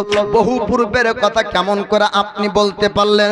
পৃথিবীর জমিনে আজ পর্যন্ত আমার অতীতের কথা বলে কোনোদিন বলিনি। আমার অতীতটা জগৎবাসী কেউ জানে না, আপনি আমার অতীতটা জানলেন কি করে? এবার রূপকে পরিবর্তন করার পর বললেন, ও আল্লাহর বান্দা, একটু ভালো করে দাও, আমি ও ব্যক্তি যে তোকে উড়ান করেছিলাম, জোরে বলো। জি, এ রূপ পরিবর্তন করলেন আল্লাহর ফেরেশতা। এই ঘটনা আপনার মাদ্রাসার তালবে ইলমকে বাল্যকালে মাদ্রাসাতে শিক্ষা দেওয়া হয়। বাপ তামিরে আদাব বলে একটি কিতাব আছে, ছোট্ট চটি কিতাব। এই চটি কিতাবের মধ্যে এ ওয়াকিয়া ঘটনাটা দেওয়া আছে। আজকে বলতে বলতে ওয়াকিয়াটা মনে পড়ে গেল, তাই বললাম।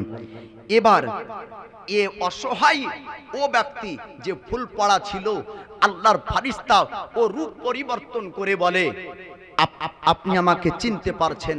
আপনি একদিন এই রকম আমার মতন ফুল পড়া ছিলেন, না চিনতে পারিনি। আপনার অতীতের কথাগুলি যখন খুলে খুলে আল্লাহর ফেরেশতা বলে দিলেন, তার অতীতটা মনে পড়ল। আর আল্লাহর ফেরেশতা চোখ খুলে দিয়ে বললেন যে আমি তোকে এ উট দিয়েছিলাম, যে উট থেকে তোর এতগুলা উট হলো, যে উট থেকে তুই ধনী হলি, মানুষ তোকে ঘৃণা করত। মিশরে তোর জায়গা ছিল না, বনি ইসরাইলের মধ্যে তোকে ঘৃণা করত, মানুষ তোকে ভিক্ষা পর্যন্ত দিত না। আজ তোর অতীতকে ভুলে গিয়েছিস, আজ তোর অতীতকে ভুলে গেলি, আল্লাহর পরীক্ষায় তুই ফেল করলি। আবার পুনরায় ও ব্যক্তিকে ফুল পড়া আর অসহায় বানিয়ে দিলেন আল্লাহ পাক। এবার ন্যাংড়ার কাছে চলে গেল আল্লাহর ফেরেশতা। ন্যাংড়ার কাছে আল্লাহর ফেরেশতা চলে যায়। যাবার পর আল্লাহর ফেরেশতা রূপ পরিবর্তন করলেন, ফেরেশতার রূপ থেকে মানবের রূপ ধারণ করলেন এবং নিজের দুই পাকে আপনার নাংড়া বানিয়ে নিলেন। নাংড়ার কাছে নাংড়ার রূপ ধারণ করে যায়। যাবার পরে বললেন, আল্লাহর বান্দারে, আমি একজন অসহায় ব্যক্তি, আমি পায়ে চলতে পারি না, তোমার দ্বারে এসেছি ভিক্ষা করার জন্য, একটু সাহায্য দাও। ওই ব্যক্তি বলল, আমার দরবার আমার কাছে কোনো সাহায্য হবে না, আমার বাড়িতে কোনো তোমার জন্য সাহায্য আমি দিব না। এবার ফকির আপনার মুখ পরিবর্তন করলেন। আল্লাহর ফেরেশতা বললেন, আল্লাহর বান্দারে, বহুদিন পূর্বের কথা কি তোমার মনে পড়ে না? তুমি একটা দিন আমার মতন ন্যাংড়া ছিলে। ওই ব্যক্তি বলল, কেমন করে জানতে পারলেন? আমি পৃথিবীর জমিনে আজ পর্যন্ত আমার অতীতটা কোনোদিন বলিনি। আল্লাহর ফেরেশতা বললেন, আমি পৃথিবীর কোনো মানুষ না, আমি হলাম আল্লাহর মালাইকা। জোরে বলুন সুবহানাল্লাহ। আল্লাহর ফেরেশতা বলেছিলেন, ওরে বান্দা শোন, আল্লাহ পাক আল্লাহ তাআলা তোকে পরীক্ষা করতে চেয়েছিল, তুই পরীক্ষায় আল্লাহর পরীক্ষায় পাস করতে পারিসনি, আল্লাহর পরীক্ষায় তুই ফেল করে গিয়েছিস। যদি তুই ধনীর সঙ্গে সঙ্গে তোর মনটা যদি পরিবর্তন না হতো, তাহলে আল্লাহ পাক আল্লাহ তাআলার পরীক্ষায় পাস করতি। জি, ও ল্যাংড়াও ফেল করলো। অবশেষে কানার কাছে যাই। কানার কাছে যেমনই ওই রকম কানার রূপ ধারণ করে সাহায্য চাই, কানা সঙ্গে সঙ্গে রাজি হয়ে যায়। জোরে বলুন সুবহানাল্লাহ। কানার কাছে আপনার রূপ পরিবর্তন করে দুই চোখ কানার মতন করে আপনার যাই। আল্লাহর বান্দারে আমাকে কিছু সাহায্য কর। কানা বলল আমিও তোমার মতন একদিন ছিলাম, আমার দানের হাতটা ছোট হয়নি, আমার তখন অর্থ সম্পদ ছিল না। এখন আল্লাহ পাক আল্লাহ তাআলা আমাকে সম্পদ দান করেছে, আমার অন্তর পরিবর্তন হয়নি, আমার মনটা পরিবর্তন হয়নি, আমার মধ্যে অহংকার গৌরব আসেনি। ওরে আল্লাহর বান্দা চিন্তা করো না, টেনশন করো না, একজন স্রষ্টা প্রতিপালক রবের প্রতি ভরসা রাখো, নিশ্চয় আল্লাহ দুনিয়ার কোনো উপায় বের করে দিবে। জোরে বলো। ও ব্যক্তি তার অতীতটা মনে পড়লো যে আমাদেরও একটা উপায় আল্লাহ বের করে দিয়েছেন, নিশ্চয় তোমার একটা উপায় বের করে দিবেন। নিজের অতীতকে ভুললেন না, আল্লাহর ফারিস্তার রূপ পরিবর্তন করে মালাইকার রূপ থেকে আপনার ফারিস্তা মালাইকার রূপে এসে আওয়াজ দিলেন, হে আল্লাহর বান্দা, তুমি আল্লাহর পরীক্ষায় পাস করেছো, তোমার রুজিতে কোনোদিন অভাব আসবে না। জোরে বলুন সুবহানাল্লাহ। এবার নিজের অতীতটাকে মনে করেন, আপনার আমার ঘরে একটি সময় অভাব ছিল, আল্লাহ পাক দিয়েছে, গম চাষ করেছেন আল্লাহর দেওয়া, ধান চাষ করেছেন আল্লাহর দেওয়া, পাট চাষ করেছেন আল্লাহর দেওয়া, ব্যবসা খুলেছেন, ব্যবসাতে আপনার রুজি রোজগারে বরকত দিচ্ছে আল্লাহরই দেওয়া। তো আল্লাহর দেওয়া রুজি থেকে এই কবরস্থানের জন্য যদি একজন ব্যক্তি হয় যে কবর আপনাকে যেতে হবে, আল্লাহর কোরআন বলেন আইনামা তাকুনু ইদরুকুমুল মাউতু ওয়ালা কুনতুম ফি বুরুজিম মুশাক্কাদা। আল্লাহ পাক বলেন তোমরা যে ঠাই বসবাস করো না কেন, যেমন ভাবেই বসবাস করো না কেন, মউত তোমাদেরকে পেয়ে বসবে, যদিও বা তোমরা তালা বন্ধ ঘরে বসবাস করো। যদি আমরা মজবুত ঘর বানিয়ে নিই আমাদের জন্য, তবু এ দুনিয়ার ঘর আমাদেরকে রাখবে না, এই ঘর থেকে আমাদেরকে চলে যেতে হবে, এই জগৎ ছেড়ে আমাদেরকে কবরে যেতে হবে। তো আপনারা ওয়াজ শুনুন, আর বলার উদ্দেশ্য হলো অন্তরকে পরিবর্তন করবেন না বাপ। আমার দয়ার নবীর সাহাবী নাম তার উসমান গানি, অর্থওয়ালা ছিলেন, ধনী ব্যক্তি ছিলেন, কিন্তু তার কাল্ব আপনার পরিবর্তন খারাপ হয়নি। যখনই দয়ার মুস্তাফা উসমান গানিকে বলেছেন, তো দয়ার মুস্তাফার বলাতেই উসমান গানি ধন সম্পদ কোরবান করেছেন। জোরে বলুন সুবহানাল্লাহ। কোন মুসলমানকে যদি আল্লাহ পাক গরিব বানায়, তাহলে তার কাল্বকে যেন আলিয়ে সেরে খোদার মতন বানিয়ে দেয়। কোন মুসলমানকে যদি আল্লাহ অর্থওয়ালা সম্পদওয়ালা বানায়, তাহলে তার কাল্বকে যেন উসমান গানির মতন বানিয়ে দেয়। তবে এক মুসলমান আর এক মুসলমানের কাছ থেকে উপকার পাবে। জি, আর যদি আমাদের অন্তর পরিবর্তন করি, অহংকার গৌরব করি, ছোটদেরকে যদি ছোটর মতন দেখি, তাহলে উপকার একজনের কাছ থেকে আরেকজন পাবে না। আর প্রতিষ্ঠানগুলোকে আমাদেরকে লক্ষ্য করতে হবে, আল্লাহর রাহে আমাদেরকে দান করতে থাকতে হবে বাপ। তো যাই হোক, আপনাদের কবরে যদি যাওয়ার প্রয়োজন থাকে তো কবরস্থানে দিবেন, আর যদি দুনিয়াতে থাকেন তো কবরে দিবেন কেন? যেখানে থাকবেন সেখানকার জন্য সিট বুকিং করবেন, সিট সেখানকার জন্য বুকিং করবেন। যাবেন আপনি জাহাজে, ট্রেনের টিকিট কেটে কোনো লাভ হবে না। আপনি যদি কবরে যান তো কবরে টিকিট কাটবেন, আর যদি দুনিয়াতে সারা জীবন থাকেন তাহলে দেওয়ার প্রয়োজন নাই, ঘর ভালো করে বানাবেন। তো আল্লাহর পয়গম্বর হযরত মূসা কালিমুল্লাহ তিনি এবার এই ফেরাউনের রাজপ্রাসাদে, ফেরাউনের বাড়িতে আছেন এবং তিনার মায়ের কাছ থেকে দুধ পান করছে। বাল্যকালে ফেরাউনের গালে একটি থাপ্পড় মেরেছিলেন আপনার পয়গম্বর মূসা কালিমুল্লাহ। জোরে বলুন সুবহানাল্লাহ। ফেরাউন চিন্তা করলো, এত ছোট বাচ্চার থাপ্পড়ের তেজ এত যদি হয়, আমার মনে হয় রাজপ্রাসাদ তাবাহ করবে, ধ্বংস করবে এ বাচ্চা। আমান বলছে আমার সন্দেহই ঠিক হলো। আসিয়া বলেন না, আপনি কেমন কথা বলছেন, বাচ্চা ছেলের বুদ্ধি নাই তাই থাপ্পড় মেরেছে। আগুন জ্বালানোর পরে পরীক্ষা করা হলো, আল্লাহর পয়গম্বর মূসা কালিমুল্লাহ তিনি আপনার অন্যদিকে হাত দিতে যাচ্ছেন, কিন্তু আল্লাহ পাক আগুনের দিকে হাত নিয়ে যায়। কারণ ফেরাউনের চোখে দেখাতে চাই যে না, এটা বাচ্চা ছেলের কাজ, কিন্তু বাচ্চার কাজ না। পয়গম্বর মূসা কালিমুল্লাহ বাল্যকাল থেকে নিয়ে শিরিক, আপনার শিরিকের প্রতিবাদ করেছেন। জোরে বলুন সুবহানাল্লাহ। আল্লাহর নবী পয়গম্বর মুসা কালিমুল্লাহর বয়স যখন আপনার 12 বছর হলো, 12 বছর বয়সকালে প্রকাশ্যে শুরু করলেন প্রতিবাদ করতে। আপনার মর্তের পূজার অতিরিক্ত যখন বেড়ে গিয়েছিল, আল্লাহ স্রষ্টা প্রতিপালক একজন রব, এইটা আপনার বার্তা দিতে চাই মিশরবাসীর কাছে। আল্লাহর পয়গম্বর মুসা কালিমুল্লাহ বোঝাতে চেয়েছিলেন, হে জগৎবাসী তোমরা শুনে নাও যে পৃথিবীর কোন মানুষ স্রষ্টা রব হতে পারে না, ফেরাউন তোমাদের আল্লাহ হতে পারে না। আল্লাহ যিনি হবেন তিনি কারো কাছ থেকে জন্ম হবেন না। আল্লাহকে আপনার যে ব্যক্তি হবে সেই ব্যক্তিকে আপনার কেউ জন্ম দেবেন না। আল্লাহ পাক কাউকে জন্ম দেয় না, আল্লাহকে কেউ আপনার জন্ম দেয়নি। আল্লাহ হচ্ছেন স্রষ্টা, বাকি সমস্ত কিছুকে আল্লাহ পাক সৃষ্টি করেছেন। মিশরবাসীকে আপনার প্রকাশ্যে বোঝাতে শুরু করলেন। একজন ব্যক্তি দেখলো আপনার বাবরচি একটা ঝগড়া করছিল একটা বানি ইসরাইল ব্যক্তির সঙ্গে। আল্লাহর পয়গম্বর মুসা কালিমুল্লাহ ফেরাউনের বাবরচির গালে একটা থাপ্পড় মেরেছিলেন। 12 বছর বয়সের এক থাপ্পড়ে আপনার জীবন বের হয়ে গিয়েছিল। যতজন পয়গম্বর পৃথিবীর জমিনে এসেছিলেন সমস্ত নবীগণের থেকে আপনার জালালি মেজাজির পয়গম্বর, তার নাম হলো মুসা কালিমুল্লাহ। জোরে বলুন সুবহানাল্লাহ। মুসা কালিমুল্লাহকে একবার যে দুই চোখে চোখ পড়ে যেত, আপনার বেধর্মীরা তত্তর করে কাঁপতো মুসা কালিমুল্লাহকে দেখে। আল্লাহর পয়গম্বর মুসা কালিমুল্লাহ যখন এই খবর জানতে পারলো, ফিরাউনির আপনার জানার পরে বোঝার পরে আপনার মুসা কালিমুল্লাহকে কতল করার সিদ্ধান্ত নিয়েছে। যে ব্যক্তি আমার বাবরচিকে মেরেছে, চাহে ও বেশি যে ব্যক্তি হোক না কেন, তাকে কতল করতে হবে। মিশরের মধ্যে যখন এলান হয়ে গেল, আল্লাহর পয়গম্বর মুসা কালিমুল্লাহ 30 বছর বয়সে যখন আপনার এই আসামি তদন্ত তখন চলছিল, আল্লাহর নবী মুসা কালিমুল্লাহ 30 বছর বয়সে মিশর থেকে মাদিন বলে একটা জায়গা আছে, ওই জায়গাতে আপনার চলে যায়। যাওয়ার পর একজন পয়গম্বর, তার নাম হলো সুয়াইব আলাইহিস সালাম। সুয়াইব আলাইহিস সালামের বাড়িতে আপনার 10 বছর ছিলেন।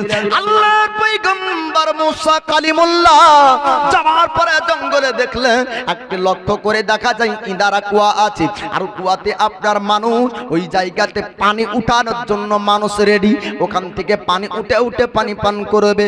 মুসা কালিমুল্লাহ পিপাসী অবস্থায় ছিলেন, পানি পান করার আপনার প্রয়োজন আছে। আল্লাহর পয়গম্বর মুসা কালিমুল্লাহ দাঁড়িয়ে রইলেন, পানি তারা উঠাচ্ছে, মুসা কালিমুল্লাহ দেখছেন, আর পাশে 2 জন রমণী পর্দার আড়াল করে আপনার ঘোড়া নিয়ে দাঁড়িয়ে আছে। এই 2 জন মহিলা কে বাপ শুনবেন?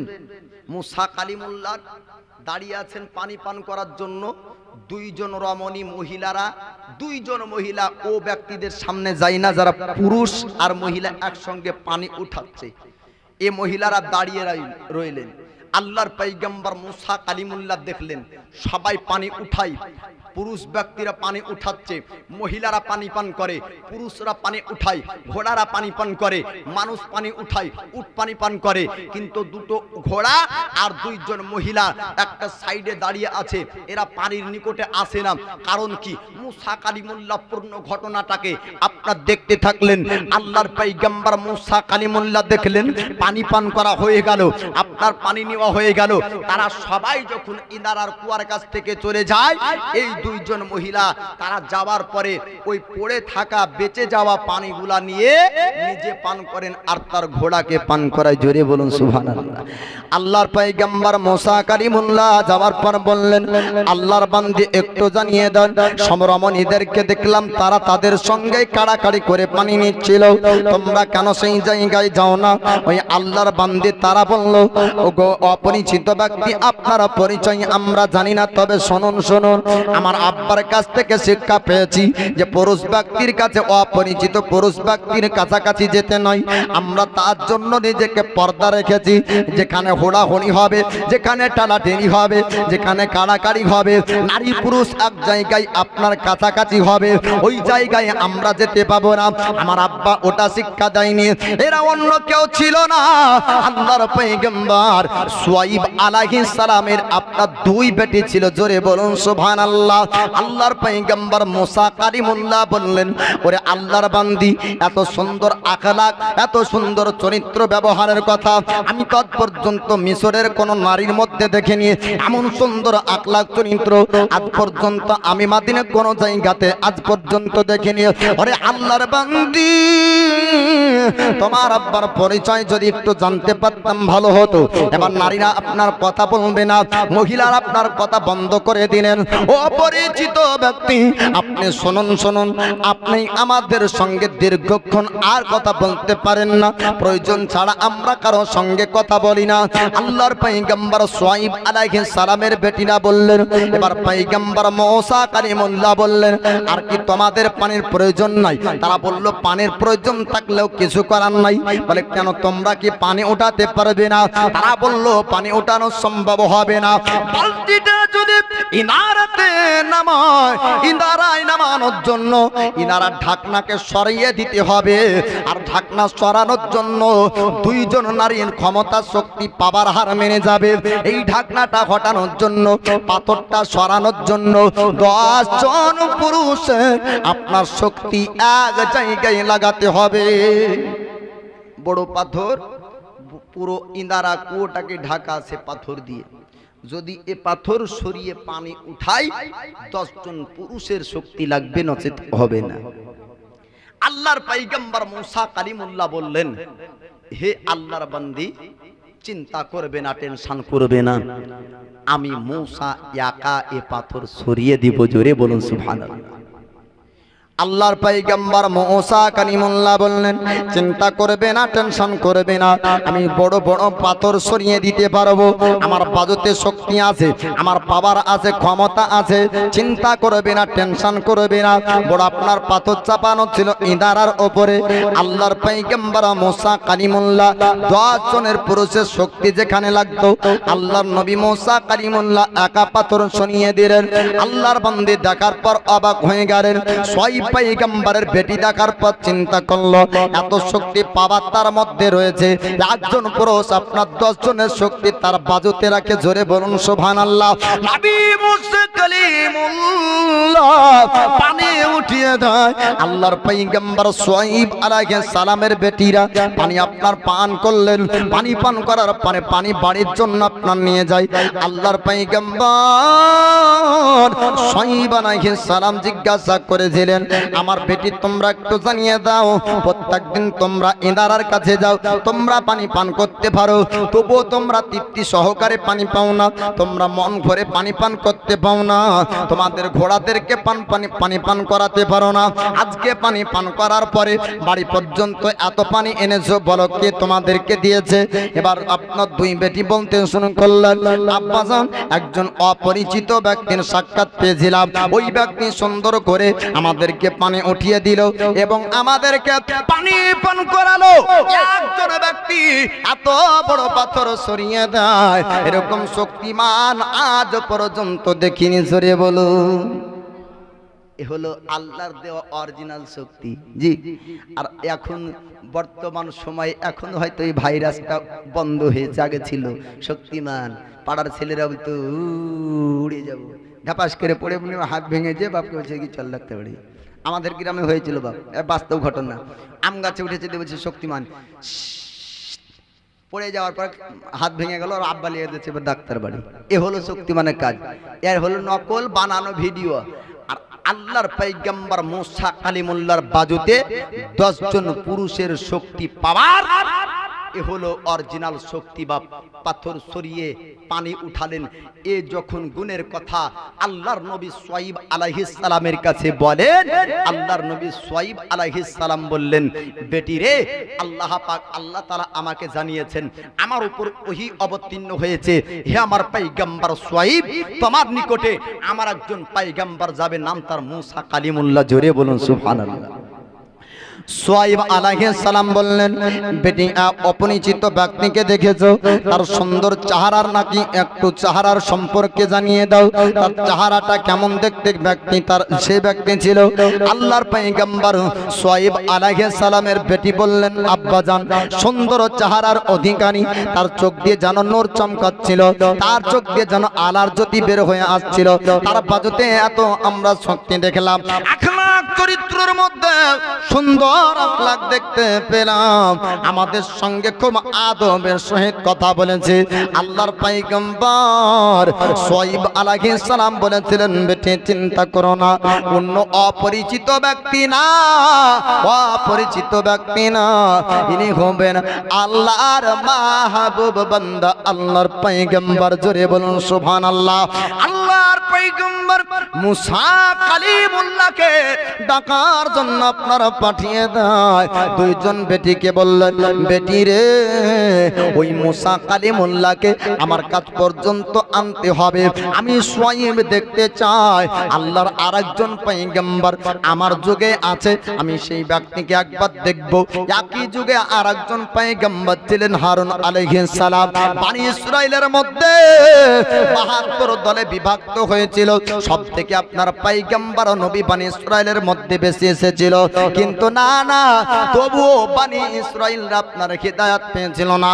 আল্লাহ পাক আল্লাহ তাআলা মুসা কালিমুল্লাহকে সোয়াইব পয়গম্বরের যুগে পাঠিয়েছিলেন, হারুন আলাইহিস সালামকে একই যুগে আপনার পাঠিয়েছিলেন। মুসা কালিমুল্লাহ আল্লাহর পয়গম্বর, তিনি ওই ইনারার কাছে আছেন। এবার আল্লাহর নবী সোয়াইব পয়গম্বর দুই বেটি চলে যায়, যাওয়ার পর আপনার সালাম কালাম করলেন আর বললেন, ও আল্লাহর প্যারা বান্দা, ও গো আল্লাহর বান্দা, আপনাকে একটু আমাদের বাড়িতে যেতে হবে, আপনাকে একটু দাওয়াত দিতে যাই, আমার আব্বা আপনার সঙ্গে সাক্ষাৎ করতে চায়, আমার আব্বা আপনার সঙ্গে কথা বলতে চাই, একটু চলুন চলুন চলুন। এবার সঙ্গে করে নিয়ে আপনার চলতে শুরু করলেন আল্লাহর পয়গম্বর সোয়াইব আলাইহিস সালামের কাছে। সোয়াইব পয়গম্বরের কাছে যাওয়ার পরে সালাম আপনার কালাম হয়ে গেল। আল্লাহর নবী সোয়াইব আলাইহিস সালাম বললেন, ও মুসা তোমার পরিচয় একটু জানিয়ে দাও। মুসা কালিমুল্লাহ বললেন, আমি তো একজন পাপীর ঘরে আমি বড় হয়েছিলাম, পাপীর ঘরে 30 বছর পর্যন্ত ছিলাম। মানে কার ঘরে তুমি ছিলে? নাম তার হলো ফিরাউন, মিশরের একজন বাদশাহ, অহংকারী রাজা, নিজেকে রব দাবি করে। আল্লাহর পয়গম্বর সোয়াইব আলাইহিস সালাম বুঝে নিলেন সাধারণ মানুষ না, আল্লাহর পয়গম্বর মুসা কালিমুল্লাহ। জোরে বলুন সুবহানাল্লাহ। এবার সোয়াইব পয়গম্বর আপনার বাড়িতে রাখার জন্য কয়েকদিন যখন কেটে গেল, আল্লাহর পয়গম্বর সোয়াইব আলাইহিস সালাম বললেন, মুসা আমার তো কোনো বেটা নাই, আমার মাত্র দুটো বেটি রয়েছে, আমি একটা বেটির সঙ্গে তোমার বিবাহ দিতে চাই, একটু তুমি রাজি হয়ে যাও, রাজি হয়ে যাও। আল্লাহর পয়গম্বর মুসা কালিমুল্লাহ আপনার রাজি হয়ে গেলেন। আল্লাহর নবী মুসা কালিমুল্লাহর মানে আপনার মুসা কালিমুল্লাহ 10 বছর পর্যন্ত সোয়াইব আলাইহিস সালামের বাড়িতে আপনার থাকলেন। 10 বছর বাড়িতে থাকার শর্ত রইল। সোয়াইব আলাইহিস সালাম বললেন, ওগো মুসা আমার বেটিকে বিবাহ করবে কিনা একটু জানিয়ে দাও। পয়গম্বর মুসা বললেন, আপনার বেটিকে বিবাহ করব, কারণ আপনার বেটির আখলাক চরিত্রের মধ্যে আপনার ত্রুটি নাই। পৃথিবীর মানুষ এখন বিবাহ দিতে গেলে আপনার আখলাক চরিত্র ব্যবহার দেখে না, অর্থওয়ালা টাকাওয়ালা যদি ছেলে পাইতো ভালো, ঠিক না? টাকাওয়ালা যদি হয়তো ভালো, বিয়ে দেওয়ার আগে দেখতে চাই ব্যবসা বড় আছে না নাই, চাকরি ভালো আছে না নাই, জমি কবিগে আছে, বাড়ি ঘর কেমন আছে, কিন্তু আগে দেখে না মুখে দাঁড়িয়ে আছে কিনা, সৎ পথে চলে কিনা, হালাল রুজি উপার্জন করে কিনা, নামাজ পড়ে কিনা, তার মধ্যে তাকওয়া আছে কিনা, এগুলা আপনার যাচাই না করে বিয়ে দেয়।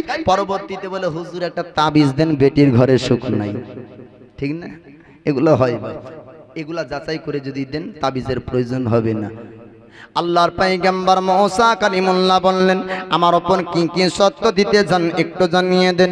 আল্লাহর পয়গম্বর শুআয়ব আলাইহিস সালাম বললেন, ওগো পয়গম্বর মুসা, আমার বেটিকে যদি বিবাহ করতে চাও, যদি তুমি রাজি হয়ে যাও, আমার পক্ষ থেকে একটা শর্ত থাকবে। বলে কি শর্ত দিতে চান একটু শোনান। 10 বছর তোমাকে আমার বাড়িতে থাকতে হবে। আল্লাহর পয়গম্বর মুসা কালিমুল্লাহ রাজি হয়ে গেলেন। 10 বছর শুআয়ব পয়গম্বরের ঘরে আপনার থাকলেন। শুআয়ব আলাইহিস সালাম একটা লাঠি দিয়েছিলেন। এই মুসা নবীর লাঠির কথা শুনেছেন না? লাঠির বহু কারামত দেখবেন, লাঠির বহু ক্ষমতা শুনেছেন। তবে শুনেন, এই লাঠিটা দিয়েছিলেন হযরতে শুআয়ব পয়গম্বর আলাইহিস সালাম। জোরে বলুন সুবহানাল্লাহ।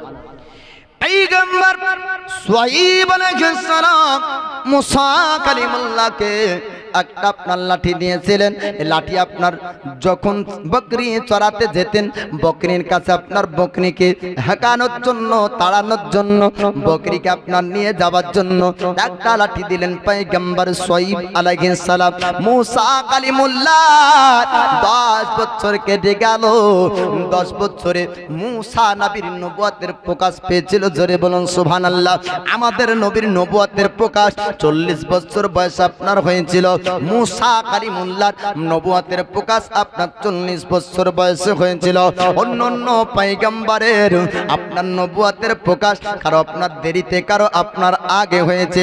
সবাই পৃথিবীর জমিনে আসার আগে পয়গম্বর ছিলেন, সবাই নবী হয়ে দুনিয়ায় এসেছেন। জোরে বলুন সুবহানাল্লাহ। নারে তাকবীর, নারায়ে রিসালাত, মাসলাকে আলা হযরত, মাসলাকে আলা হযরত হযরত কারি মাওলানা জাকির হোসেন রিজভী সাহেব। নারায়ে তাকবীর, নারায়ে রিসালাত। এটা হলো অরিজিনাল। জি, আর এর আগে একবার যে নারাটা পড়েছিল ওটা ডুপ্লিকেট হয়ে গিয়েছিল। নারাটা অরিজিনালি ছিল, তাই না? নারায়ে তাকবীর তখনও তো বলেছি, ওটা ডুপ্লিকেট না। মানে কিরকম ডুপ্লিকেট বললে শব্দটা খারাপ হচ্ছে, হয়তো ক্ষমা দৃষ্টিতে দেখবেন। মানে ভুলবশত হয়েছিল আর কি। ডুপ্লিকেট মানে কি? তাহলে ও আবার ভাববে যে আমাকে নকল মৌলবি বললো নাকি। ও হুজুর রাগ করিয়েন না, আপনাকে বলিনি। তবে এবার প্রধান বক্তা আপনার চোখের সামনে দেখতে পাচ্ছেন, হযরত চলে এসেছেন। তো যাই হোক, হযরতকে বসে রেখে আলোচনা লম্বা করব না। তো নবুয়তের প্রকাশ মুসা কালিমুল্লাহ এবার আল্লাহ পাকের সঙ্গে কথা বলতে শুরু করেন। জোরে বলবেন না সুবহানাল্লাহ। আমরা আল্লাহর বান্দা, আল্লাহর সঙ্গে কথা বলেছি। কথা বলেছেন? বলেননি। আল্লাহকে দেখেছেন কেউ? দেখেছেন? কেউ দেখেননি? হ্যাঁ, আল্লাহকে দেখা যায়, দেখতে পাওয়া যাবে না। না করে মাথা লড়াচ্ছেন কেন বাংলাদেশিদের মতন? বাংলাদেশিরা বলছে যে কি তাফসিরে রুহুল বায়ানের 14 পৃষ্ঠাতে আছে, কথা বলেন ঠিক কিনা? তো সবাই বলছে ঠিক। তার মানে সবার মনে হয় তাফসিরে রুহুল বায়ান পড়া আছে নাকি? ওদের অভ্যাসী ওই বাপ যাই বলবে কথা করেন ঠিক কিনা? তো ঠিক। তো বাপ আমাদের ইন্ডিয়ার মুসলমান খুব হুঁশিয়ার, তাই না? সব কথাতে মৌলবি তুমি যতই লড়াও আঙ্গুল, হু হা বলা লোক আমরা নয়। সুবহানাল্লাহ বলতে বললেই তো 6 বার বললে বলিনি, নেকি পাওয়া যায় জানার পরেও। আল্লাহু আকবার নারায়ে তাকবীর দিলেও তো দিই না। আর আপনি আমাদেরকে যে ঠিক বলাবেন, মাথা হালকা করে লড়ে ছেড়ে দেব, ঠিক বলা লোক আমরা নাই। তো একবার পুরো মাজমার শয়তানকে তাড়িয়ে দিয়ে তাকবীরের ধ্বনি লাগাতো, নারায়ে তাকবীর, আল্লাহু আকবার, নারায়ে রিসালাত ইয়া রাসূলুল্লাহ, নারায়ে তাকবীর। আরো জোরে, নারায়ে তাকবীর, আল্লাহু আকবার, নারায়ে রিসালাত। সিদ্দিক, ফারুক, উসমান, হায়দার, 4 জন সাহাবা সবচেয়ে বেহতর। সিদ্দিক, ফারুক, উসমান, হায়দার, 4 জন সাহাবা সবচেয়ে বেহতর, কারণ তাদের দিলে আছে আল্লাহর পয়গম্বর। জোরে বলবেন না সুবহানাল্লাহ। কারণ তাদের দিলে আছে আল্লাহর পয়গম্বর। নারায়ে তাকবীর, আল্লাহু আকবার, নারায়ে তাকবীর, আল্লাহু আকবার, নারায়ে রিসালাত ইয়া রাসূলুল্লাহ। দেখা দাও ওগো ওগো নবীজি, তোমারি দিদারের আশায় আমরা আছি। দেখা দাও ওগো ওগো নবীজি, তোমার দিদারের আশায় আমরা আছি দু চোখ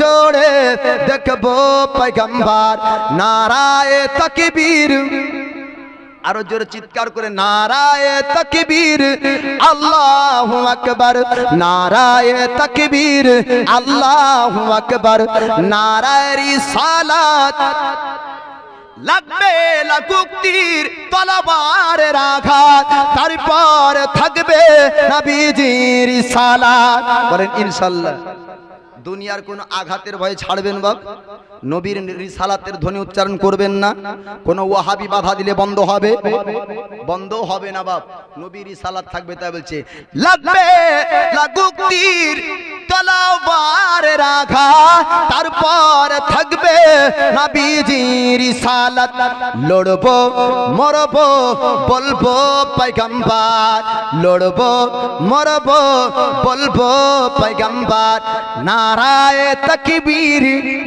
আল্লাহু আকবার নারায়ে তাকবীর আল্লাহু আকবার নারায়ে রিসালাত ইয়া রাসূলুল্লাহ জলসা জুলুস করিব হাজারবার দরুদ সালাম পড়িব বারবার বলেন ইনশাআল্লাহ জলসা জুলুস করিব বারবার দরুদ সালাম পড়িব হাজারবার জ্বলবে জলো উহাবীরা বারবার জ্বলবে জলো উহাবীরা বারবার নারায়ে তাকবীর আল্লাহু আকবার নারায়ে তাকবীর আল্লাহু আকবার নারায়ে রিসালাত ইয়া রাসূলুল্লাহ দুশমনরা যতই দুশমনি করলো দুশমনরা যতই দুশমনি করলো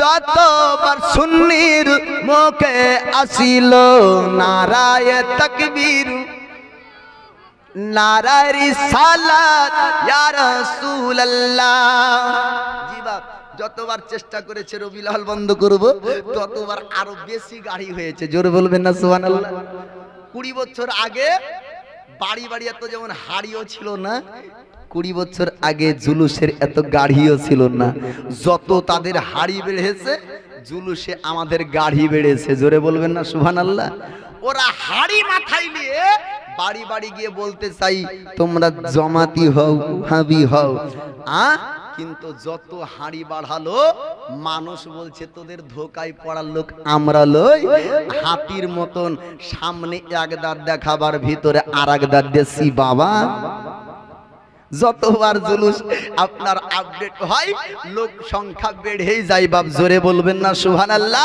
তো মুসা কালিমুল্লাহর হাতে লাঠি দেওয়া হলো আল্লাহ পাকের সঙ্গে কথা এবার শুরু হয়ে যায় মুসা নবীকে বলা হয় কালিমুল্লাহ আল্লাহর সঙ্গে কথা বলতেন আল্লাহ পাক বলছেন মুসা তোমার হাতে ওটা কি বলে লাঠি বলে কি লাঠি ওকে জমিনে ফেলো জমিনে ফেলা হলো বিরাট আকারের অজাগর সাপ তৈরি হয় জোরে বলুন সুবহানাল্লাহ এ অজাগর সাপে ফেরাউনের জাদুকরদের জাদুকে ধ্বংস করে দিয়েছিল বাপ তারপরে অনেক ঘটনা থাকবে আল্লাহ পাক বলবেন হে মুসা তোমাকে আমি পাঠিয়েছি নবী করে যাও ফেরাউনের কাছে তুমি দাওয়াত দাওগা ফেরাউনকে বলোগা এক স্রষ্টাকে বিশ্বাস করবে এক আল্লাহর প্রতি ঈমান আনবে নিজেকে খোদা দাবি করবে না ফেরাউনের কাছে যাওয়ার পূর্বে মুসা কালিমুল্লাহ বলেছিলেন হে আমার পয়গম্বর মুসা কালিমুল্লাহ বলেছিলেন হে আমার স্রষ্টা প্রতিপালক রব আমি যে ফেরাউনকে বোঝাবো আমার জবানের মধ্যে একটু মজা দাও জোরে বলুন সুবহানাল্লাহ জবানের আওয়াজকে সুন্দর বানিয়ে দাও আমার আওয়াজ শুনে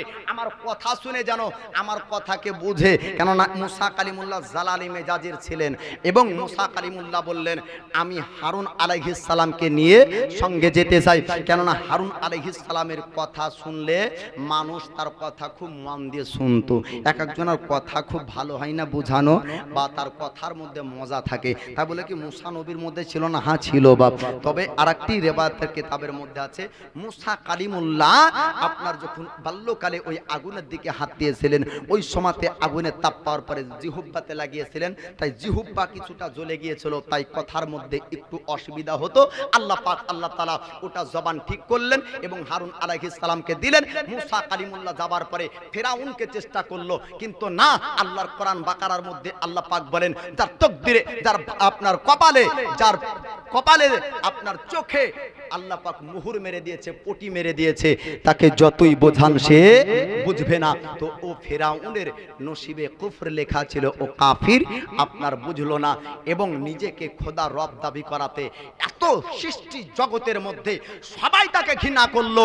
ও দরিয়ার মধ্যে ডুবে গিয়েছিল, বহুদিন পর ওঠার পরেও পৃথিবীর জমিনে কিছুতে তার লাশ নেয়নি। জোরে বলবেন না সুবহানাল্লাহ। মাটিতে খাবে না, আগুনে পোড়াবে না, জলে ডুববে না। ও ফেরাউন কিয়ামত পর্যন্ত শুকটি পচা মাছ হয়ে থাকবে। জোরে বলুন। আল্লাহর প্যারা বান্দা হয়ে যাবেন, শুকটি না জিন্দা শরীর নিয়ে কবরে ঘুম পাড়বে। কিয়ামতের সকালে উঠবে, উঠার পরে বলবে এই তো ঘুমালাম, আবার কিয়ামত চলে আসলো। আল্লাহর নূরানি ফেরেশতা ঘুম পাড়িয়ে দিবে। আল্লাহ পাক আল্লাহ তাআলাকে আমরা যদি রাজি করি, এহ জগৎ ভালো, পরজগৎ ভালো।